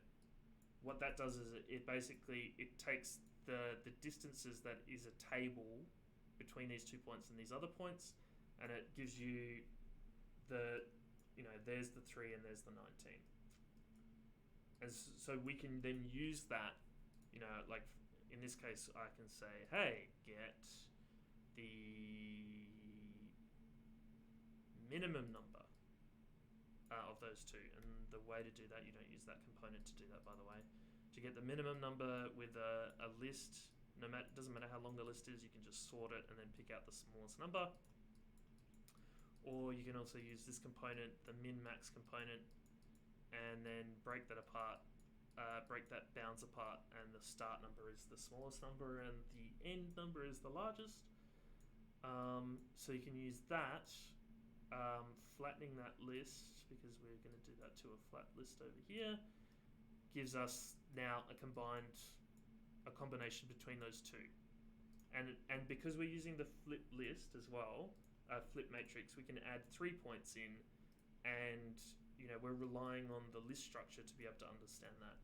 And we can do, lots of different things. We can average this instead. We can create, needs to be flat. And that's the average distances between those guys. So is that a reasonable example for everyone to sort of understand like how flip matrix is working here? You can also flip, rather than flattening this list, you can also flip it. Flipping a matrix that looks like this. Hang on, we've got to simplify it. Will actually, in a way, flatten it. So flipping a flat list is also grafting it, which it's an interesting way of looking at it. Cool. So that's what I'm doing here. I'm flipping this matrix, so I'm able to draw like these polylines between all those indexes. But flip matrix doesn't work once you have a data structure, like a tree structure, that isn't two-dimensional. So once you have some points, or once you have any form of data, with that data simplified, as long as that data's only got one dimension in its tree structure, and one dimension being another dimension being the indexes. So there's 1 and there's 2. You can see 0, 1, 2. There's one dimension, and then 0, 1, 2. There's the other. So x and y. Then you can use a component like flip matrix. Flip matrix immediately breaks once you've got any other dimension other than 2. So here what I've done is I've taken my set of points, I've grouped them so that each particular branch, so each of these branches is now an individual group with 3 objects in them. I've flattened them, and I'll talk about Unflattened Tree later on in this particular tutorial. And then I've also grouped those groups. So I've got a single object that is describing this particular grid of points. And then in that object, there are actually 3 separate objects that are groups for each of those three. Sorry, I should have said 9 in that last sentence. And then I'm moving those groups up by these vectors. So I'm creating a grid of 27 points, 3 by 3 by 3. Once I ungroup these and ungroup them again, we don't have a 2-dimensional matrix. Okay, it's 3-dimensional. There's a dimension here, 0, 1, and 2 going this way. Yep. And then there's another dimension, 0, 1, and 2, which is going vertically. And then each of these individual points in the indexes are going the other direction. Actually, I think this is the branch. The x direction is the first branch, the z direction is the second branch, and the y direction is the indexes. So once I do that, once I've made that group structure, it works. Like I can draw a polyline between the points. It's just going to draw the polyline the same way it would normally in any other case. But if I try and flip the matrix the same way I was trying to flip this 2-dimensional one, it's going to give me this error that says all paths may only differ at a single locus, which we can translate to basically meaning that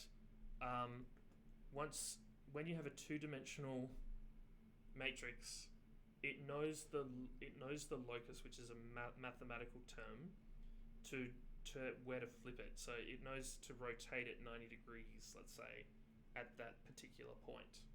But once you've got a 3-dimensional matrix, there is no way of knowing for the flip matrix which matrices you're trying to flip. So you can solve this problem in vanilla Grasshopper by using one of the worst components ever. I hate this component. It's awful. It's called Pathmapper. Have you guys been shown Pathmapper?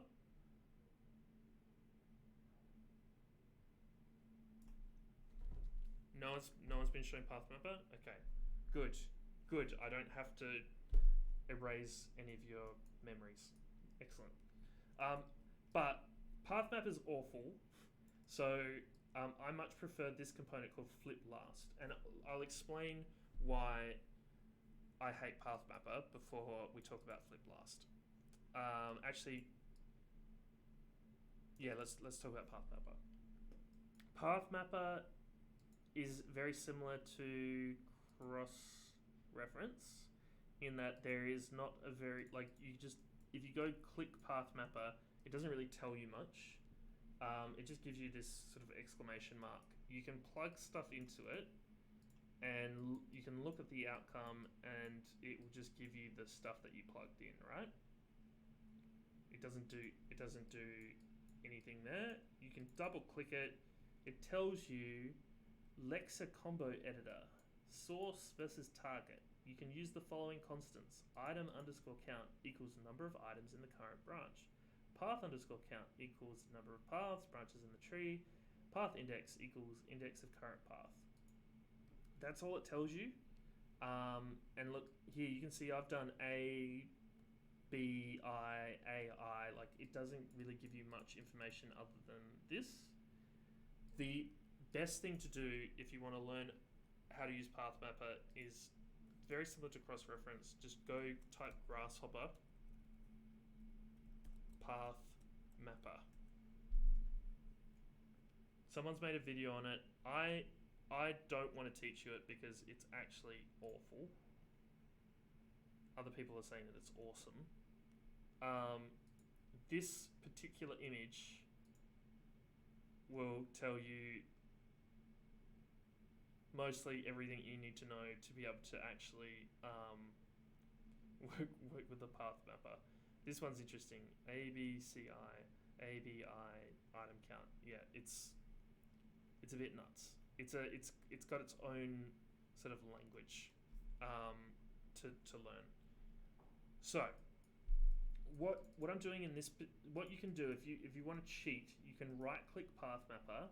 And there's a few little cheating things here. You can use create renumber mappings or create reverse mappings. The thing I normally do when I start writing any type of Pathmapper code is I select create null mapping. What it does is it looks at the data structure of your tree, which is this, like 0, 0, 0, 1, 0, 2. So here A, B, A, B. And it basically, it sets A to be the first one and B to be the second and so on and so forth. And what it's doing right now with that A, B, is it's doing nothing. There is a little cheat that you can do, which is to say, hey, go collect the index of the items. So here's 0, 1, 2, 0, 1, 2. And what we're doing is we're effectively saying, hey, rather than using the B number, so here, B being 0, 1, 2, rather use the index of the item to define the branch. So that's very much what flip matrix is. It's just saying use the index of the item to replace the last branch of the list. And in doing so, it's failed because I need to save the I into this. What we've done is we've actually produced now a flipped matrix that runs these guys in the X direction. Okay? Now, why this component is shit is this particular map only flips a matrix that is 3-dimensional. If I try and use this on a 2-dimensional matrix, it fails because it doesn't have B, it can't find B. And this particular map completely doesn't work. And so what I've found with Grasshopper is no matter what you do in your script, your data structures are fluid. It's very hard to say, I want this data structure to be what it is. It's, this thing's simplified, for example. When it's not simplified, there could be something earlier on. I've had to force this thing to be simplified to look. This, if it wasn't simplified, it's actually broken, right? Like it will break this Pathmapper, even though the Pathmapper should work on a three-dimensional matrix, and this in theory is a three-dimensional matrix. It's because its mapping is extended. I feel like I'm repeating myself a little bit. So it breaks, and it breaks very frequently. And if you're using Pathmappers in your script and in the future, and your script breaks, go check your Pathmapper. It's probably your Pathmapper.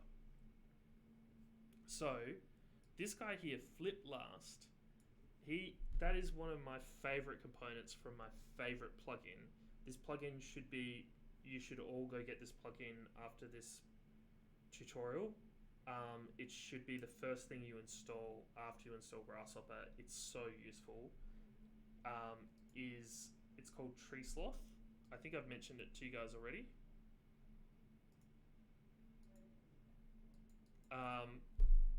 Go grab Tree Sloth. It's got this thing called Flip Last. Flip Last is a dynamic version of Flip Matrix and Pathmapper. It lets you, it doesn't matter what the structure of the list is. So this list has got like a messy structure. It's not simplified. And yet Flip Last is still able to see the last two elements. So that is this particular branch, 0, 1, 2, 0, 1, 2, and so on and so on. And it looks at the index and it flips them. It doesn't matter how many other numbers sit at the beginning, it just looks at the last two, flips them. So it effectively, you define the locus of the pivot by the last two structures in that list. Cool. Now, what that means, this is great, but maybe one day we might actually want to draw vertical lines. How do you actually get this thing to draw vertical lines? What you've got to do is you've got to basically restructure your data so that the list can be flipped another way. So now I've actually written this in a way that doesn't require plugins. So that's why I've used Pathmapper, but this was for someone else, this particular script. So if I wasn't using Pathmapper, if we were just using Flip Last, what I've done is I've taken my data and I've flipped it. Now this data is not actually the points. And actually let's use Flip Last here as well.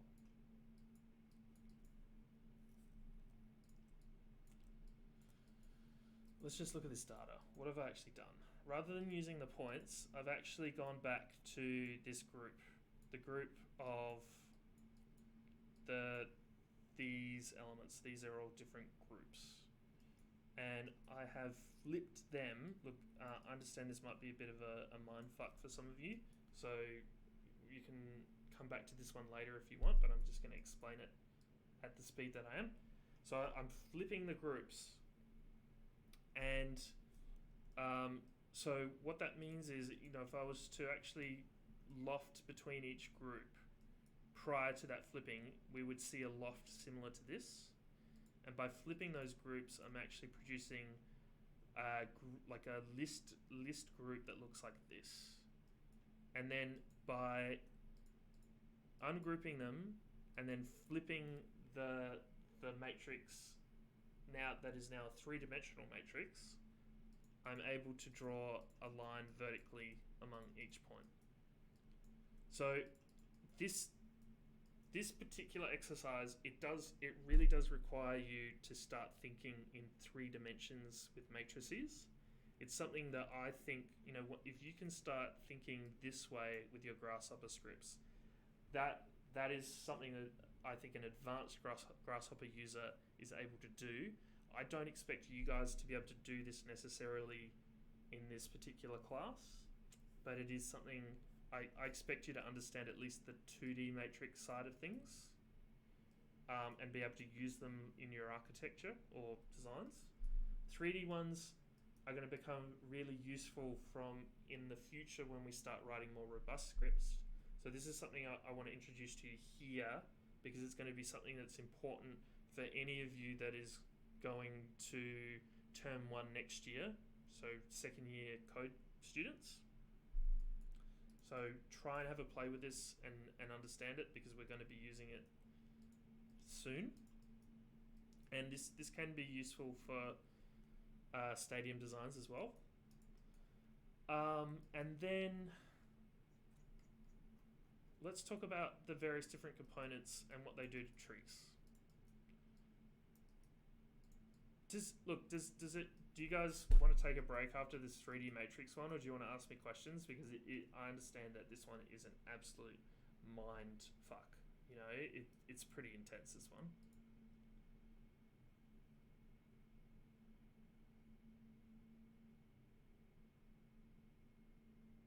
Pardon? Just a break? Yeah, because the next thing we're going to talk about is like all the stuff that you can do to trees, and it's also intense. So shall we take 10-minute break? Okay, see you back at 12:17.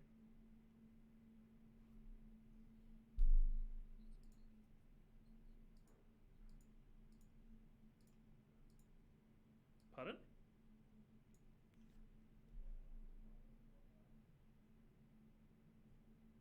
Yes, all trees in Grasshopper are data structures from a computer science perspective.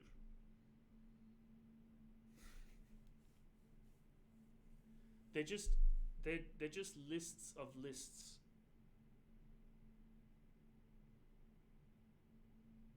They're just lists of lists.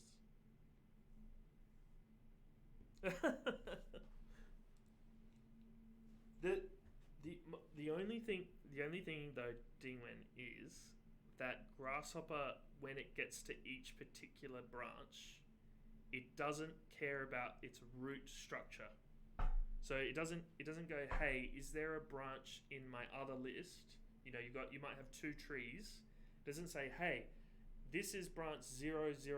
I'm going to go look at this other tree and find 001 and do the thing to that one. It doesn't do that. All it says is, I'm going to consecutively look at each branch, and I'm going to consecutively look at the other structure at each branch, and I'm going to just do the first branch to the first branch, and the second branch to the second branch, and the third branch to the third branch. So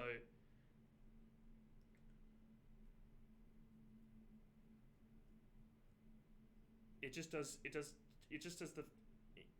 consecutive first, second, third.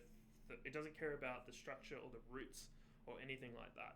So it's actually really good for beginners in Grasshopper, because it means you don't need to understand data structures just to get things to work from the beginning.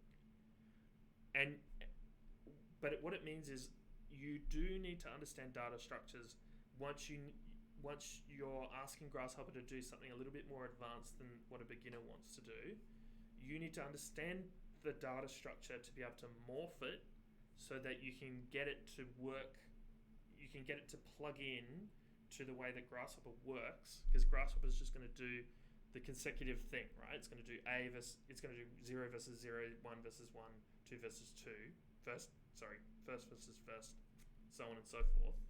So you've got to, it makes it harder for people to be intermediate at Grasshopper or advanced, but once you get your head around it, it gives you a real good control over how to manage your data in Grasshopper. Let's take that break now. So I'll see you guys back at 12:20. Okay?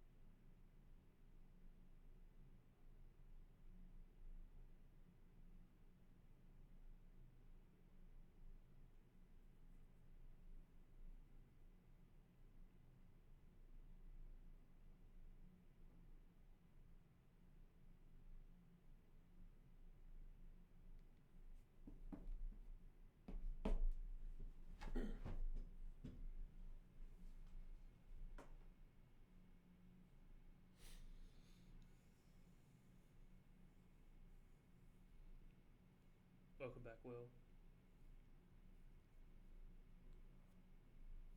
Will, are you guys doing, is Mott's doing the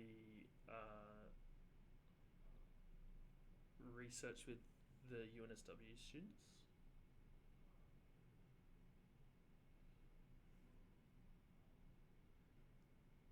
Oh, yeah, I remember. Oh, yeah.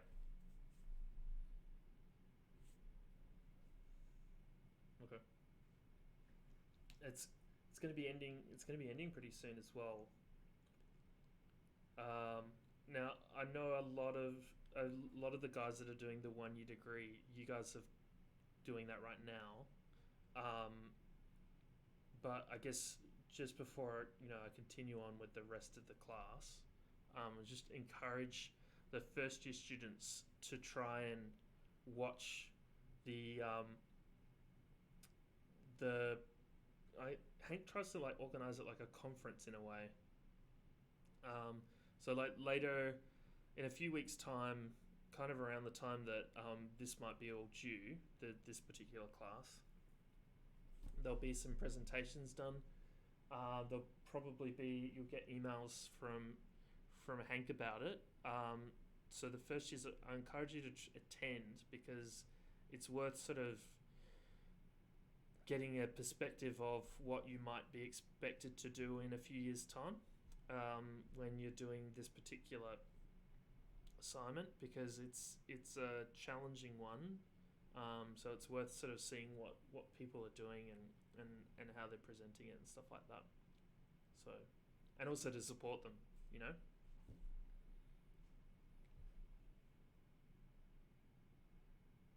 Cool. I'm still not gonna. I still don't. I'm not used to talking to the wall of names. You know. Do you reckon next year we'll be able to do everything in person? But the do the international students know if they're gonna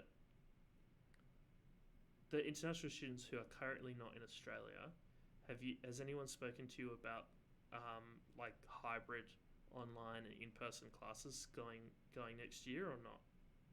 I'm just interested.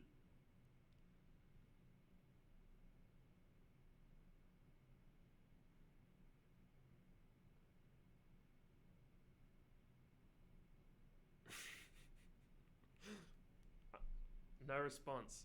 Yeah, see, when I get no response, it's like I don't even know if they're there. You know, I'm just talking to myself.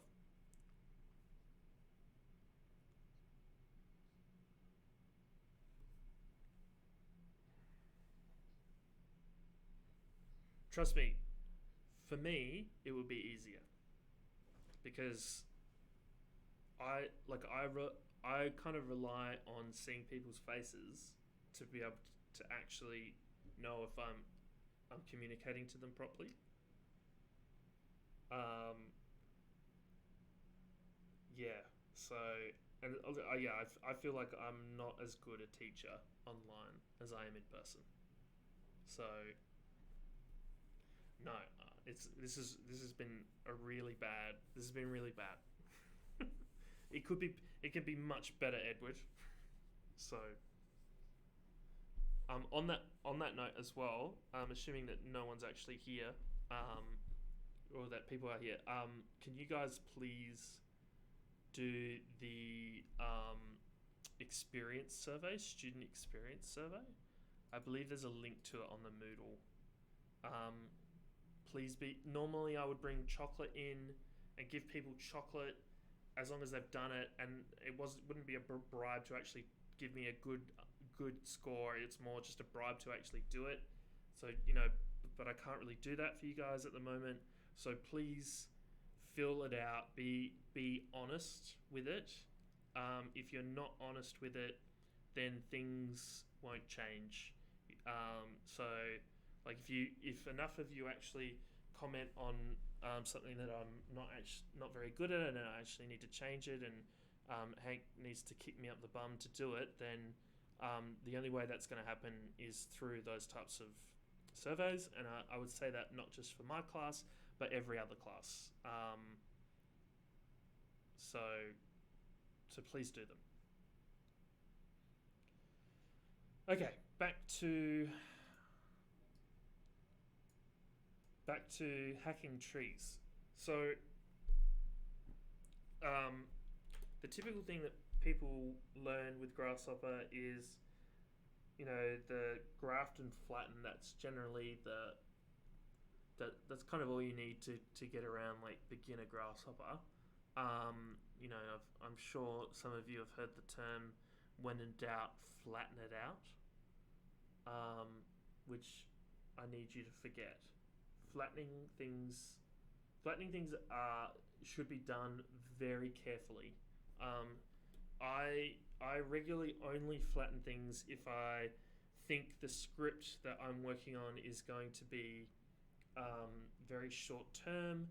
I'm doing it effectively as like a sketchy script that I'm putting together just to get like a quick outcome, and I don't think I'll ever look at the script again, because what flattening does is it effectively destroys everything. It's not the opposite of graft. It's like a nuke. It's a nuclear bomb for your data structure. So what I've got here is I've just got a range of numbers that goes from 0 to 1, and I've made 11 of them, for example. And I've got this particular script that has made it so that the data structure of that, once I've run it through these petition lists, is producing this particular tree. So I guess the last way and the most advanced way that you can think of trees and lists in Grasshopper is actually as trees. And there isn't really any way to view the data unless you use like a script like this particular one, other than there is a component called Param Viewer. If you plug any list or data structure into the Param Viewer, it will normally give you this output: data with 6 branches. It tells you the branches and it tells you how many items are in each one.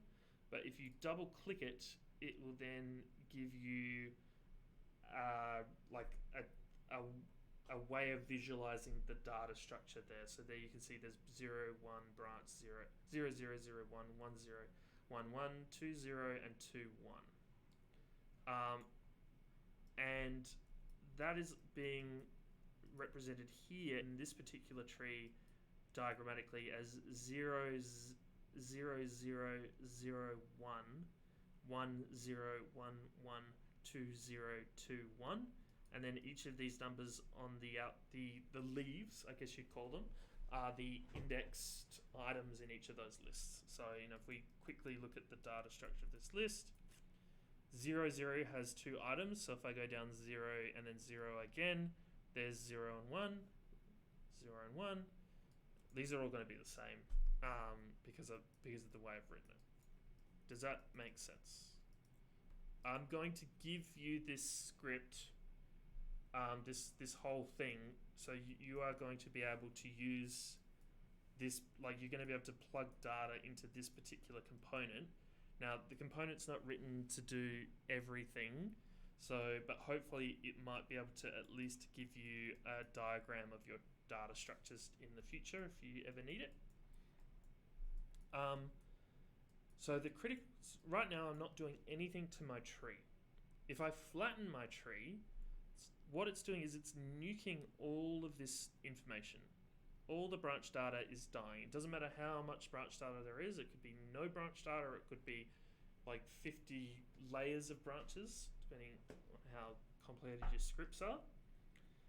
If you flatten your tree, you have destroyed all of that information. It's all gone. You've only got one branch, which is branch 0, and then each item is consecutively added into that singular branch, and there are the 11. So we've effectively produced that same list that we've done before. And this works for some people. So that's Flattened Tree. I don't think I need to really explain what it does. I just need to explain to be careful with it. And I'll give you some alternatives to work with Flattened Tree. There's also Graphtree. Graphtree effectively takes every item in each list and it produces a branch for that item.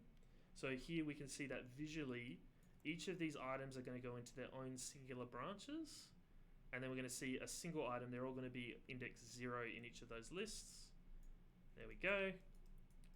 And that effectively helps us, for example, run cross-references on lists, or it lets us isolate items out and make them just work by themselves in particular other circumstances. If you want a more advanced version of Graphtree, petition list does the same thing, except it lets you define the number. So if you set petition list with a number set to 1, that is the equivalent of grafting. Cool. Simplify, which is what I'm doing here with these petition lists.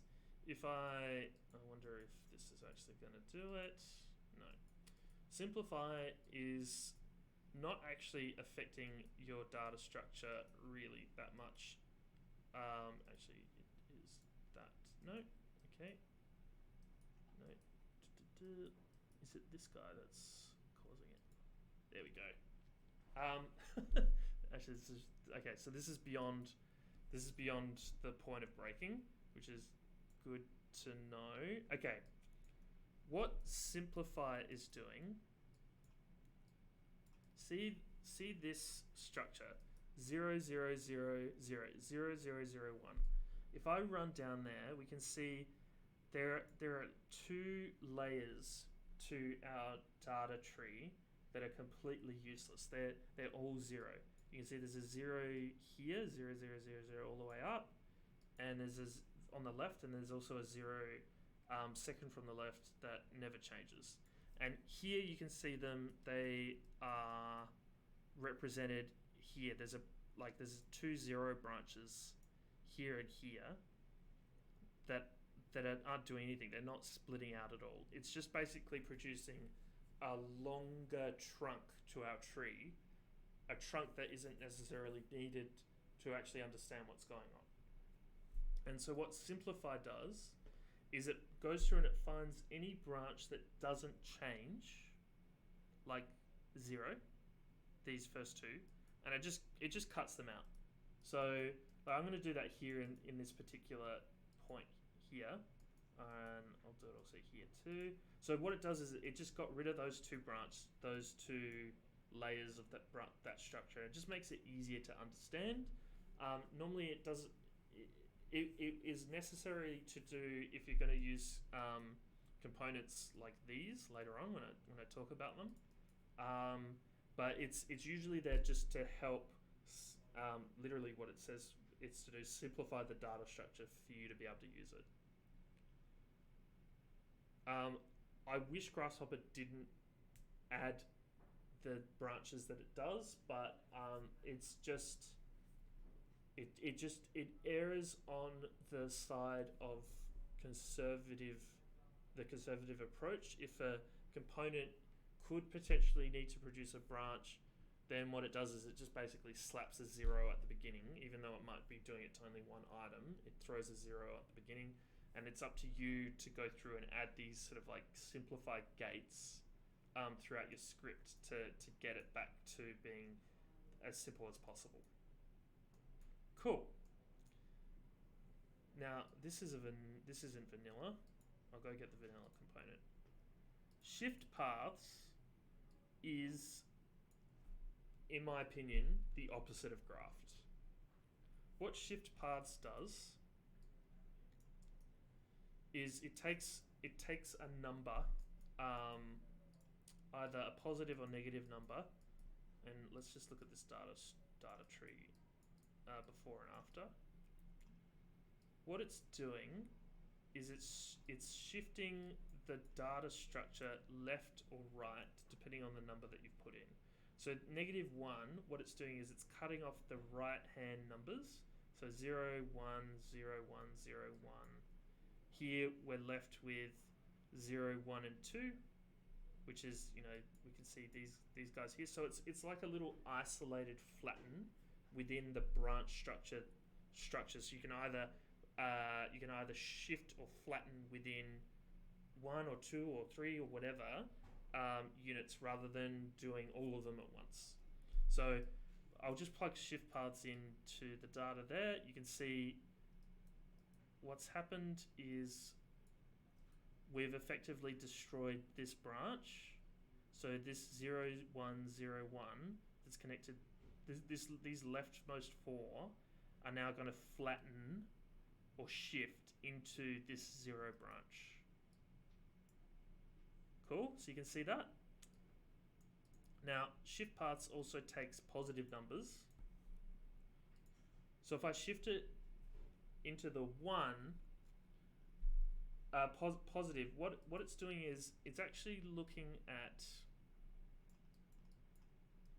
it just shifts it the other way. So instead of looking at these first zeros, 1s, 2s, it's rather getting rid of them. And so this list 0 and this list 0 are going to get added. So 0, 0, 0. And so there you can see the 0 and the 9, 0.9, and then the 3.6 and the 4.5.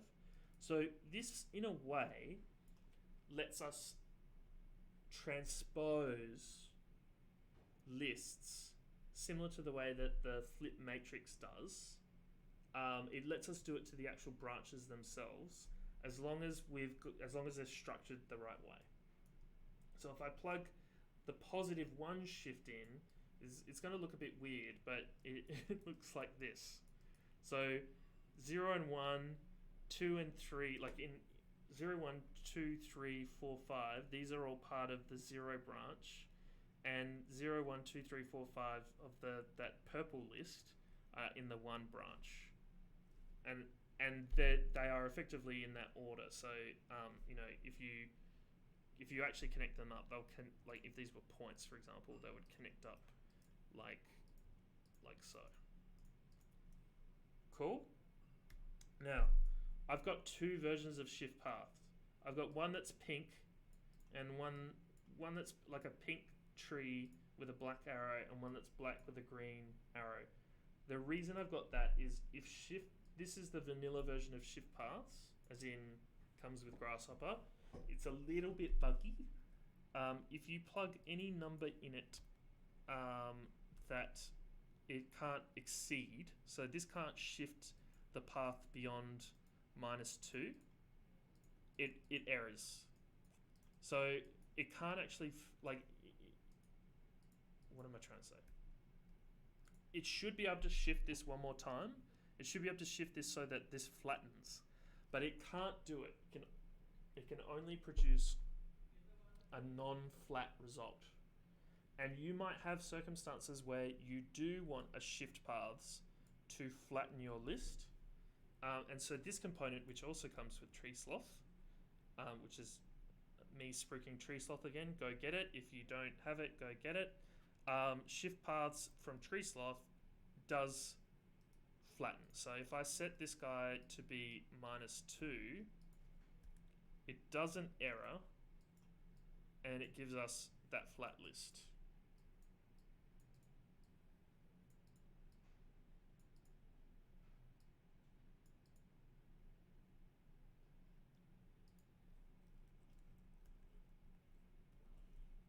Into the Moodle site?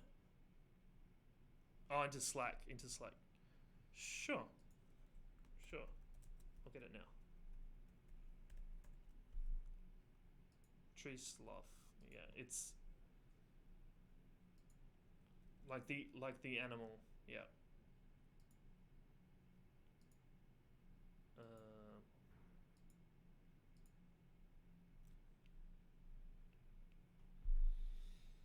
Yes, I'll paste it in. It is far too useful to ignore.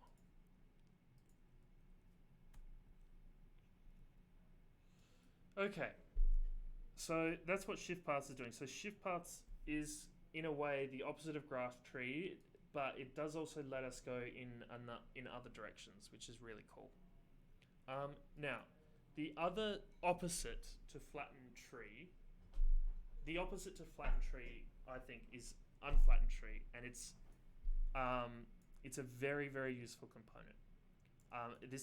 This actually ends up becoming the whenever I want to flatten something and I actually want to use a script later, I will use Unflattened Tree rather than Flattened Tree. What Unflattened Tree does is it can take it'll take whatever list you've put in to the T component here, the T element, and it will replicate any other data structure that you plug in into G, as long as both those trees have the same number of elements. So here I can plug my Unflattened Tree into this, and I can plug my data structure in, I can plug the flattened structure, I can plug the graph structure, I can plug the other partitioned one, which is no different to the graphed, I can do the shifted list one, or the other shifted list one. I can even do, I don't think you can do the positive shift list one and get the same result. Hang on, let's see. No, you get a little bit different result there because this one's actually reordering the data structure. But the reason you do it is this guy here, this is what we've, like, let's just pretend this is some stuff that I've done to modify my elements. And for some reason, after modifying them, we end up with these branch structures. And I want this data to end up going back into the same data structure as this range. Now, I could go, okay, I've got two partition lists, so therefore, if I want to get it back to this flat structure, I can use a shift paths, or I could use a flattened tree, but that's also assuming that, you know, we want it to be flat when this thing might not be flat. What I can do is I can just take my partition list, I can plug it into my unflattened tree, I can take the original data that was controlling it and plug that into the guide, and then the unflattened tree will respect the data that was plugged in. And so if that data structure ever changes, then it will respect that and it will match this data to respect that one. But as well, it's a much smarter way of doing a flatten, other than the fact that it has broken my script a little bit. Why is my script broken?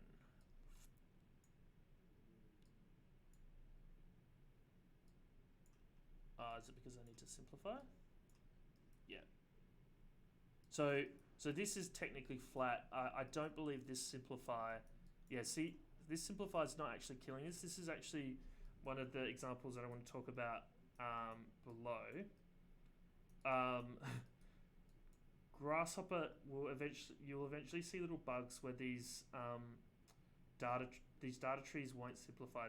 They just won't disappear. There are ways to get rid of them. And this is one way. Just ignoring this guy for now, the reverse list. So there's also this thing. This is the tree branch component and the tree statistics component. Tree statistics, you plug any tree in, and it will give you a list of the branches. And if you can pick one of the branches out, for example, and plug that into the tree branch component, and that will just give you that one tree branch as the result. You can also plug all of them in, and in this case, this particular example, we are not doing anything to our data. We're just basically plugging into the system and it's spitting out the same data.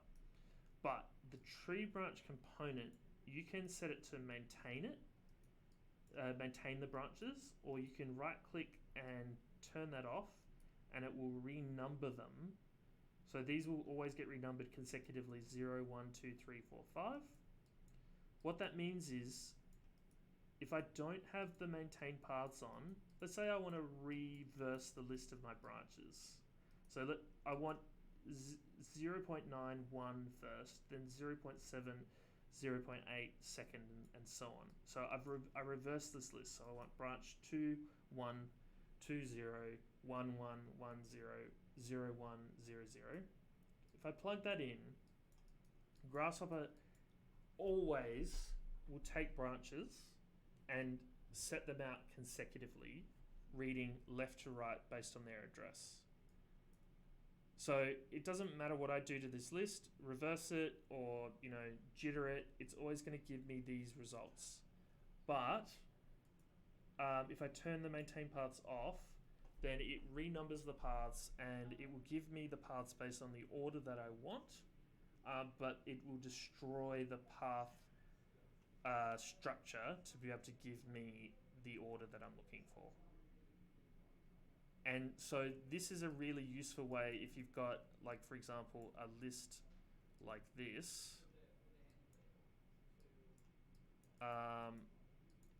to, will it simplify? No, it won't.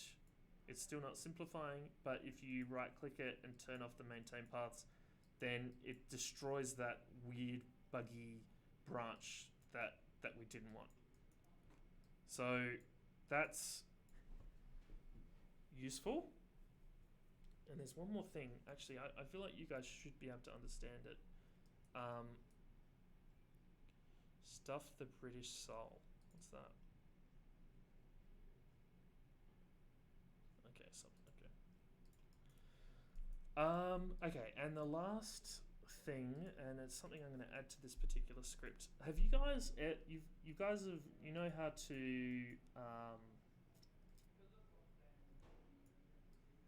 you know how to right click something and add, like, reverse, flatten, graft, and simplify. It's a nice little sheet thing for you, right? What I'm going to do is I'm going to reverse this list and I'm going to plug this guy in.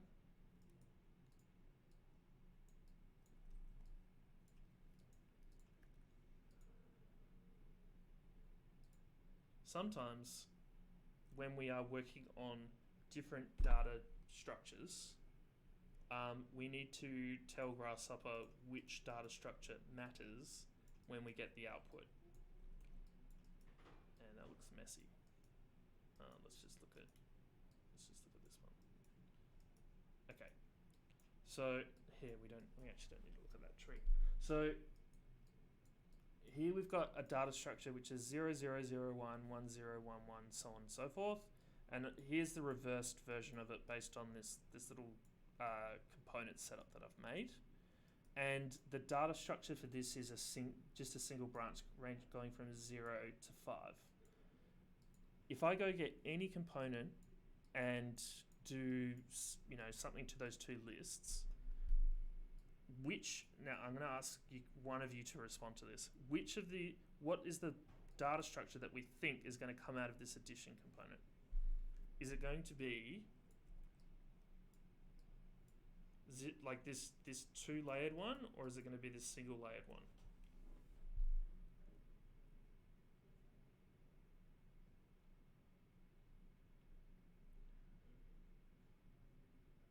There's three different answers, by the way. How about this? Whoever thinks that it would be the first one, so the left one, could you put your hand up? If you think, I'm going to ask three questions. I'm going to ask you to put your hand up for the left one. I'm going to ask you to put up your hand for the right one. Or I also want you to put your hand up. Eventually, I'm going to ask if you think you don't know. It's almost impossible to know. So who thinks it's going to be the left one? No one? Okay, I'm gonna skip. Who thinks it's going to be impossible to know?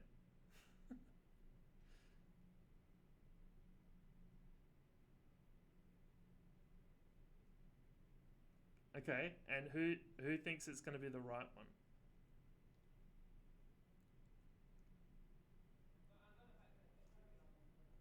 So the reason I'm talking about the impossible to know is let's actually have a look.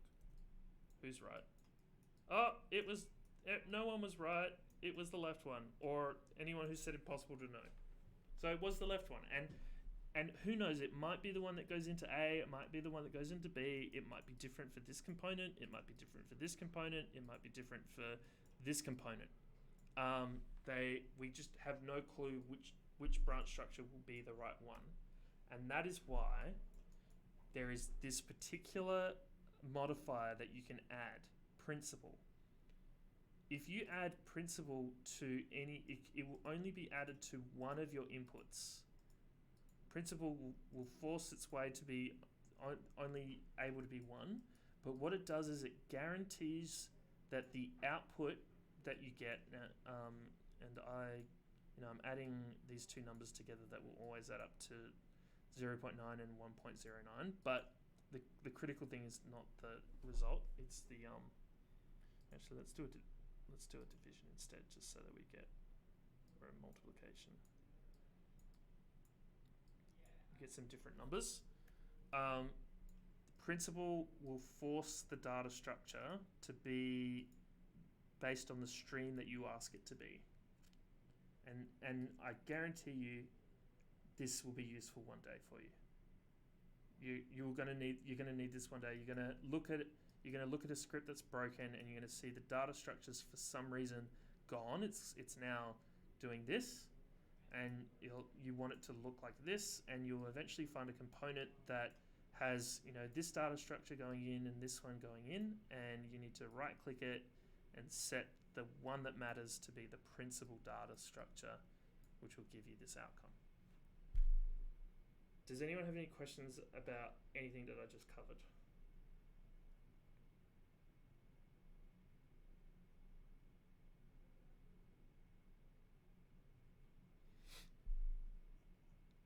Excellent. I think that either means that I've gone way too quick, that there's so many questions that you guys don't know what to ask. I guess the most important thing is that you want this recording on YouTube, right? You want to be able to watch this later. Yeah. This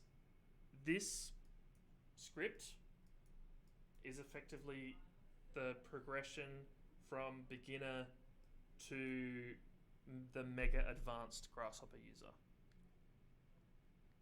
So if you want to use this as a compass to where you sit as you move on into your careers, for those of you who are finishing this particular degree this term, or for those of you who are going to see 2 more years of this degree, if you go back to the script and you can say, okay, I know, like, I understand this, then you know where you're placed.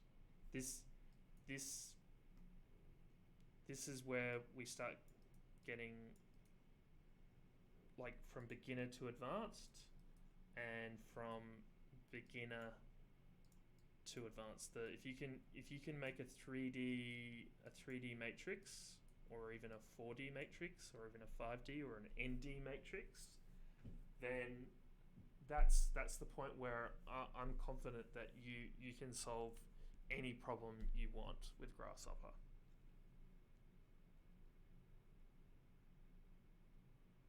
Cool? Yep. No, that's why we're learning all this stuff. Yeah, go for it. It is fine. You can. I will stop sharing mine.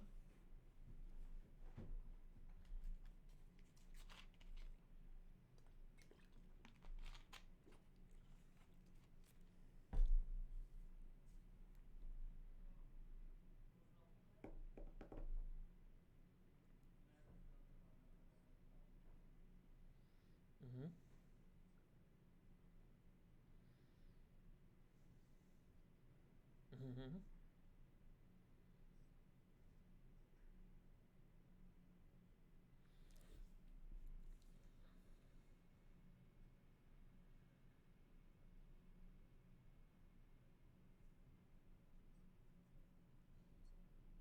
Right.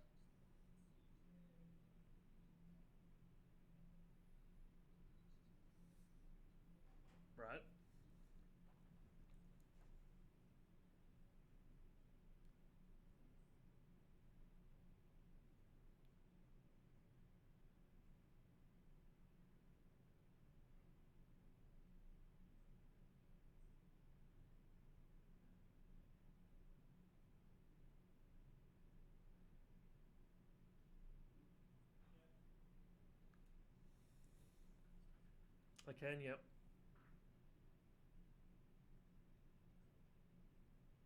I can't see what these is. If the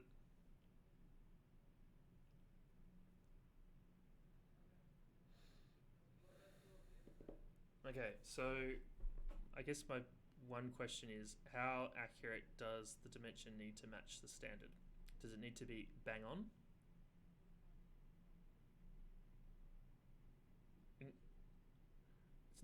It needs to be within 5 mils.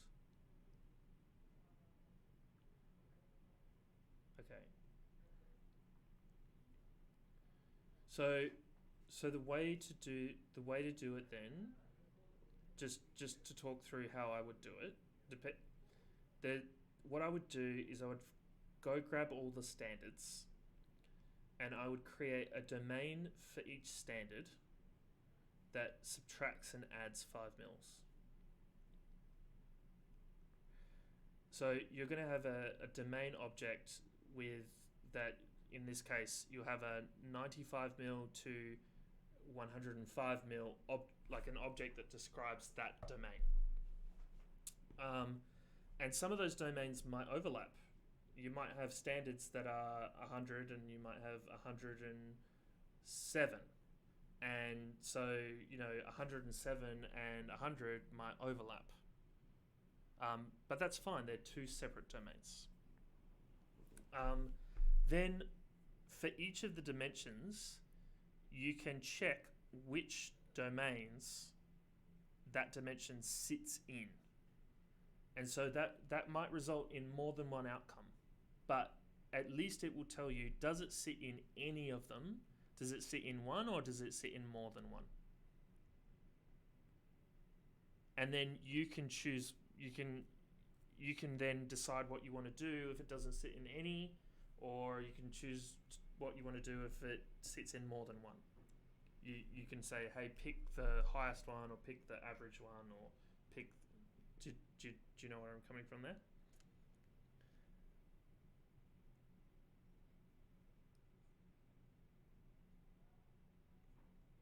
Yeah, it'll tell you the index of the domain that it's in.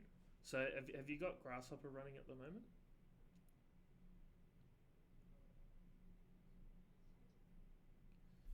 Okay, let me do it then. I'll do it. I'll share.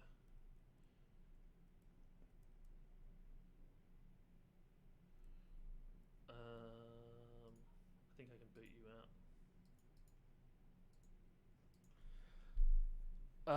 So here's a set of numbers, random numbers that go from, let's say, 100 to 900.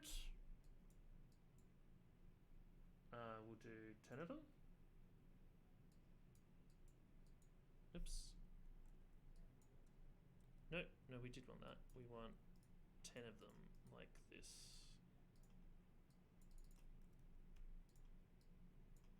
Like so.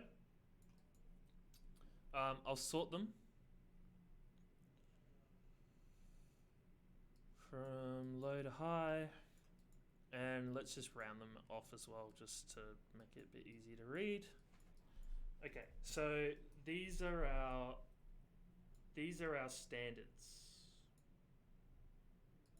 we'll say. Or should we say, do you want these to be, these could be maybe our Revit ones rather than our standards.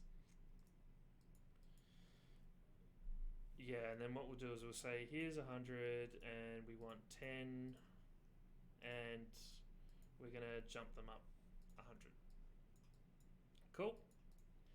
So what we can do is we can make a domain. Hang on, I'll just turn the bifocals on. And in that domain, we can say, okay, here's X minus our tolerance. And here's X plus our tolerance. And we'll set our tolerance to be a variable at the moment so that we can catch various numbers. Actually, no, let's make that tolerance a bit bigger, just because. So here we have here's all the domains, right? like if I set them to 100, or if I set them to 50, it'll be 50 to 150, 150 to 250, 250 to 350, etc. Right? And then in the maths tab under domain, we can run this thing called find domain. So that gives you a collection of domains to search. You can put the number that you want to search for, and it will give you the index of one of the domains that that has been caught. I believe if you graphed this, -1 means it doesn't find any domain. Then what it does is it means, so you can see here 0. See how it says 0, 0, 0?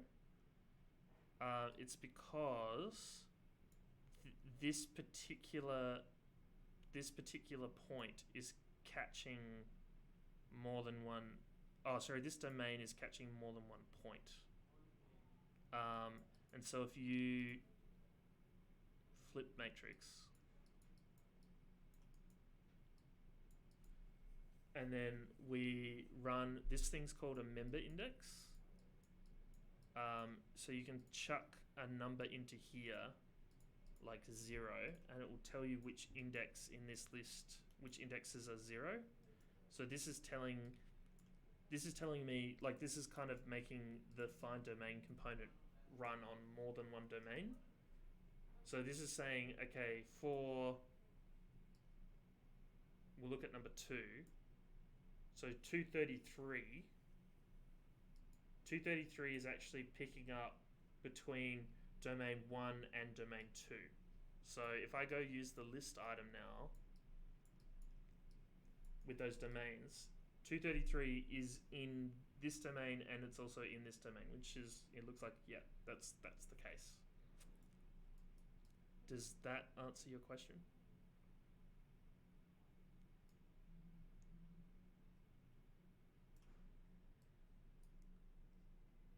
Yeah, look.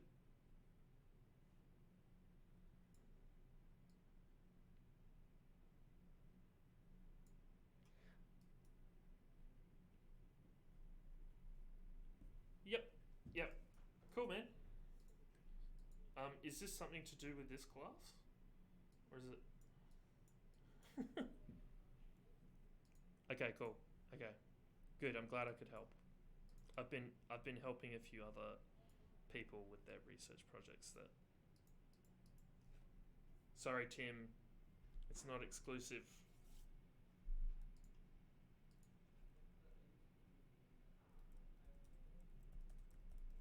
No response from Tim. It's because I keep putting him off.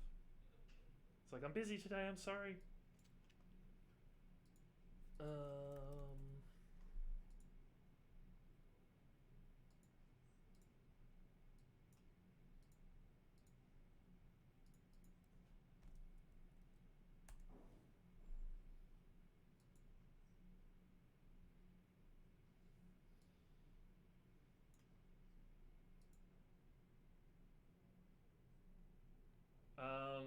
So someone's given you a script and you need to understand how it works. Who's your industry partner?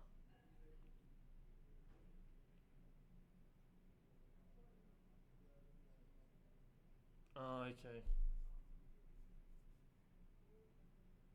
Okay.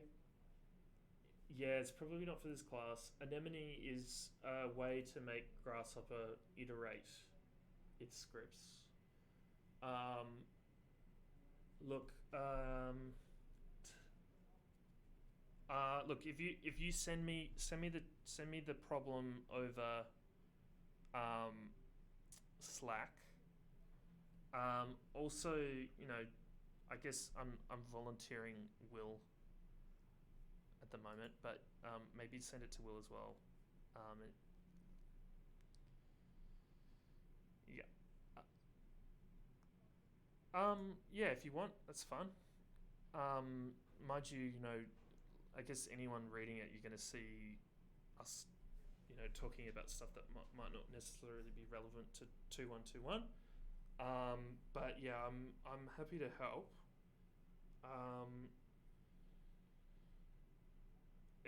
doesn't. It doesn't sound like. Well, yeah. I'll be interested to see actually what you mean by graph theory. Just so you know, you've got a colleague in your class called Arlene Schmidt. She's doing stuff with me relevant to graph theory right now.